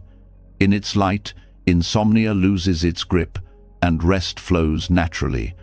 The flame teaches patience, impermanence, compassion, and stillness, all while guiding you gently into sleep. In honoring this practice, you rediscover what has always been true. Peace is not hidden but present, waiting to be seen in the simplest of things. The flame teaches calm by drawing the mind into focus, its gentle steadiness, dissolving restlessness, and preparing the heart for surrender. But even when the mind quiets, the environment you rest in holds enormous influence. What surrounds your body in the night communicates directly to the subconscious, shaping how deeply you release and how safe you feel to let go. This is why Buddhist monasteries place so much importance on simplicity in bedding and environment. The monk's bed is not luxurious or cluttered. It is stripped down to essentials, carrying an atmosphere of order and serenity. In its plainness lies its power, because simplicity clears the subtle burdens that noise, clutter, and excess impose on the sleeping mind. Sleep is not only a function of biology, it is also shaped by signals. The body reads every texture, every object in the room, every impression of space. A messy environment whispers of unfinished business, of chaos unresolved. Ornate surroundings often spark attachment and desire, pulling the mind into restlessness. In contrast, simplicity sends a message of clarity. A bed that is neat, firm, and unadorned tells the body, this is a place of rest, not distraction. The subconscious, receiving this message, releases more easily. Monastic practice embraces this principle deeply. A monk's bed often consists of a thin mattress or mat, a plain sheet, and a simple blanket. The surrounding space is uncluttered, with few possessions.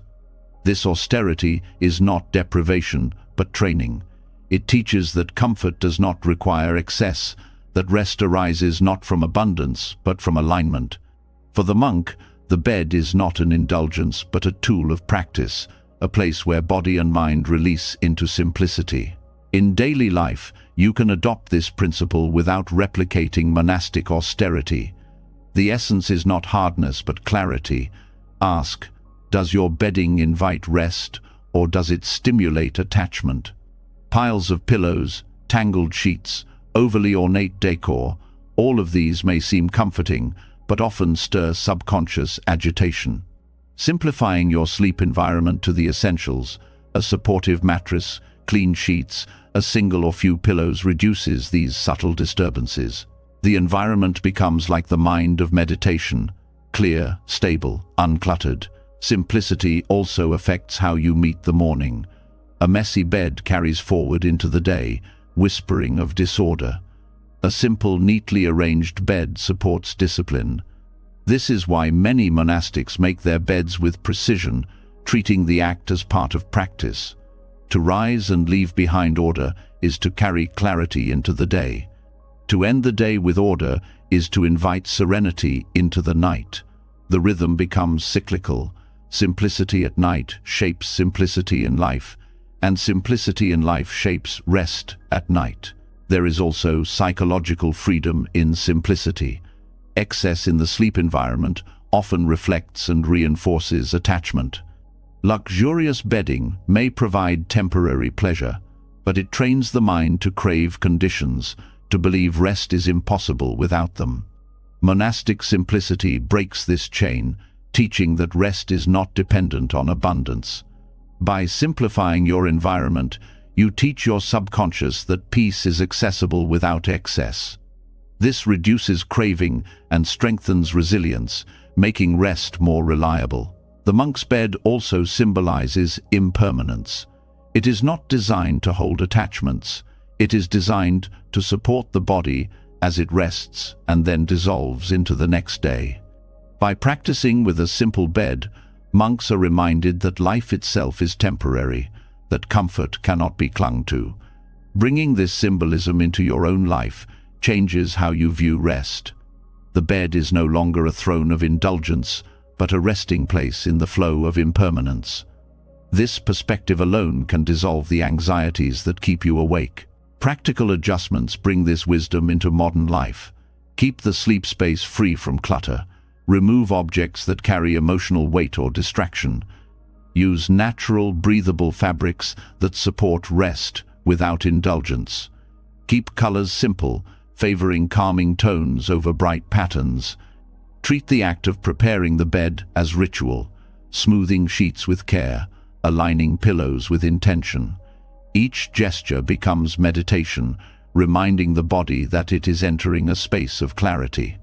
The discipline of simplicity also guards against overstimulation. Many people bring work, devices, or even meals into the bed, transforming it into a place of activity rather than rest. The subconscious then associates the bed with stimulation rather than release. Monastic discipline avoids this confusion.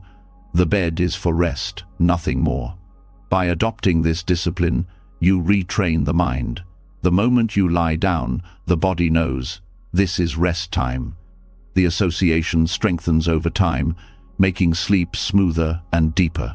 Simplicity in the sleeping environment also mirrors the inner simplicity you cultivate through meditation. Just as you strip away distractions in the mind to rest in awareness, you strip away distractions in the environment to rest in the body. The outer space reflects the inner state. Clutter outside fuels clutter inside. Order outside nurtures order inside. The monk's bed is therefore not only furniture, but a mirror of practice. Dreams, too, respond to environment. A cluttered room often produces chaotic dreams filled with unresolved fragments. A clear, simple space produces calmer dreams, reflecting the peace of the environment. This is another way in which environment influences subconscious activity. By simplifying what surrounds you, you shape what arises within you. The night becomes less turbulent, the mind less burdened. Over time, adopting simplicity in bedding and environment reshapes your relationship with rest itself. You begin to see that peace does not require abundance. You no longer cling to comfort as a possession, but recognize it as a natural state that arises when conditions are clear. This recognition is liberating. It reduces anxiety, increases resilience, and deepens rest. It is a lesson carried into all of life. The less you cling, the lighter you live. The monk's bed, in its quiet austerity, teaches serenity through absence. Absence of clutter, absence of indulgence, absence of distraction. Yet in that absence is fullness, fullness of clarity, of peace, of rest. To simplify your own sleeping environment is to honor this wisdom. It is to create a sanctuary not built on excess but on essence. In that sanctuary, the mind rests as naturally as the body, and sleep becomes not struggle but surrender. Simplicity in the bed and environment clears the ground for serenity, removing the clutter that unsettles the subconscious. Yet even when the space is uncluttered, the way the body is placed in rest matters deeply. The posture you take is not only physical but symbolic. It shapes breath, circulation, and the tone of the mind. Buddhist tradition teaches that the body is never neutral. It influences thought, emotion, and energy flow.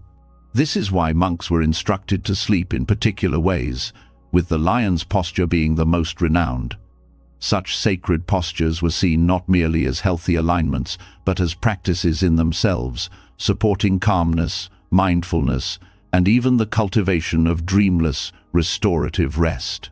The lion's posture, described in early Buddhist texts, involves lying on the right side with the right hand supporting the head, the left hand resting along the body, and the legs slightly bent.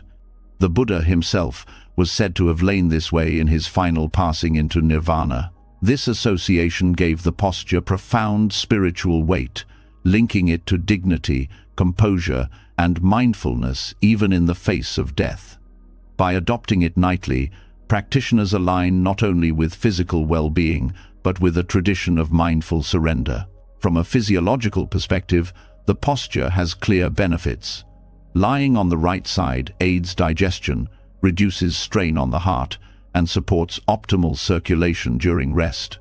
The slight bend in the legs prevents stiffness, while the hand supporting the head keeps the body in a dignified yet relaxed alignment. Unlike sprawling or twisted positions, which strain joints or compress the breath, the lion's posture balances comfort with alertness. It allows the body to rest while keeping the mind steady, reducing the likelihood of chaotic dreams. But the posture's significance goes beyond biology. It embodies mindfulness. By choosing to place the body intentionally rather than collapsing into random positions, you begin rest with awareness. The posture becomes a gesture of respect toward the body, toward the night, toward life itself. This intention carries into the mind, shaping the quality of rest. Sleep entered mindfully in this way tends to be lighter, more restorative, and less troubled by agitation. Dreamless rest, often considered the deepest form of sleep, is supported by such postures. While dreams can carry teachings, they also reflect subconscious turbulence. Too many dreams can leave the mind fatigued, as if it has not truly rested. By aligning the body in a posture associated with dignity and calm, you create conditions for deeper stillness. The body does not fight itself, the breath flows smoothly, and the mind is less likely to generate restless imagery. The lion's posture thus becomes a gateway to the kind of sleep that heals both body and mind. Other traditional postures also carry wisdom. Lying flat on the back, though not emphasized in Buddhist texts, has been associated with openness and surrender, yet it often produces vulnerability or snoring. Lying on the stomach is discouraged, as it compresses the breath and stirs agitation.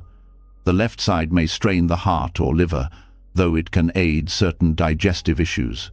Among these, the right side posture with mindfulness remains the most balanced, both in symbolism and in health. Beyond the lion's posture, Buddhism emphasizes stability in how the body is placed at rest. The bed should be arranged neatly, the posture aligned, and the mind settled. Each gesture matters. Carelessness in posture mirrors carelessness in mind.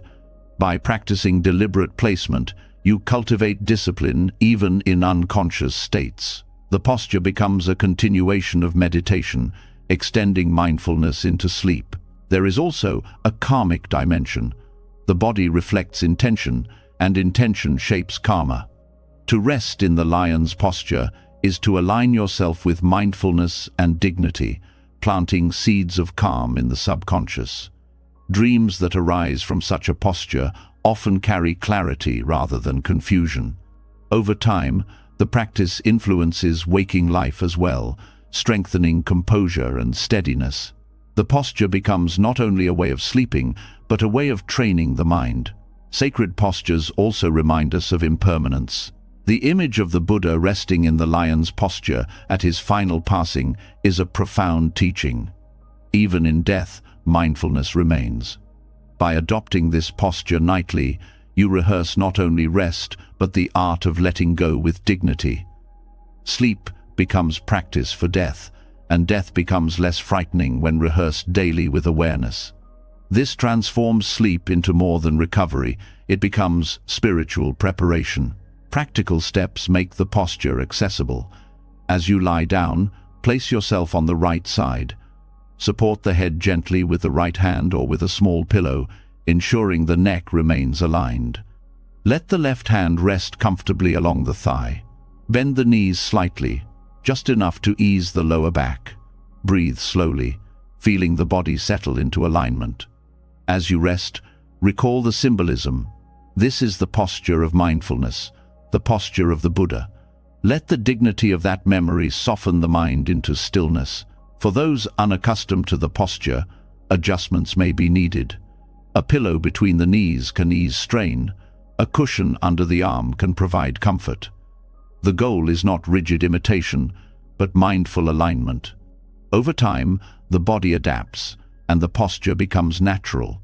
What matters most is the intention carried with it, the act of choosing a posture that supports clarity rather than indulging in restlessness. This practice also extends beyond personal rest. When shared with families, it becomes a cultural gesture, teaching children that even sleep can carry dignity and mindfulness. Instead of collapsing into bed distracted, they learn to lie down with awareness. This small discipline plants seeds of respect for the body and mind that grow throughout life. The bedroom becomes not merely a place of collapse, but a place of practice. Dreams and rest, after practicing sacred postures, often reflect the quality of alignment. The body aligned, the breath steady, the mind at ease. These conditions carry into the subconscious. Nightmares diminish, clarity increases, and rest deepens. Over years, the practice strengthens resilience, both in sleep and in waking life. The posture becomes a nightly meditation, training patience, awareness, and calm. Ultimately, sacred postures remind us that the body and mind are inseparable. How you place the body influences the mind. How you train the mind influences the body. By honoring the lion's posture and other mindful alignments, you bring dignity into rest. You transform the act of lying down into an act of practice. Sleep ceases to be unconscious collapse and becomes a continuation of the path. In this way, every night becomes sacred, every posture a teaching, every rest a preparation for clarity and peace. You've just journeyed through a treasury of timeless wisdom, 21 Buddhist lessons to transform the way you approach sleep and the way you live. From seeing sleep as a glimpse of nirvana to releasing each night as a daily death, from dream yoga to mindful yawning, from gratitude to noble silence, from simple monk's bedding to the lion's posture, each teaching carries one truth. Rest is not only about the body, it is about the heart and the mind. When you bring compassion, clarity, and awareness into the night, you don't just sleep better, you wake lighter, calmer, and more alive. Every practice you've heard tonight is an invitation. An invitation to release the weight of the day, to let go of old patterns, and to step into the quiet sanctuary that's always been within you. These lessons are not distant philosophies. They're tools you can use right now, tonight, to rest deeper and live with more peace. Now, I'd love to hear from you. Which of these teachings spoke to you the most? Was it the noble silence before bed, the candle meditation, or the empty pillow practice? Share your reflections in the comments below. I read each one, and your insights might inspire someone else who is struggling too. And if you want more wisdom like this, lessons that blend ancient teachings with modern life, make sure to subscribe to the channel and tap the bell icon. That way, you won't miss the next journey into the art of living with clarity, compassion, and joy. Until next time, rest well, live kindly, and may your nights be filled with peace.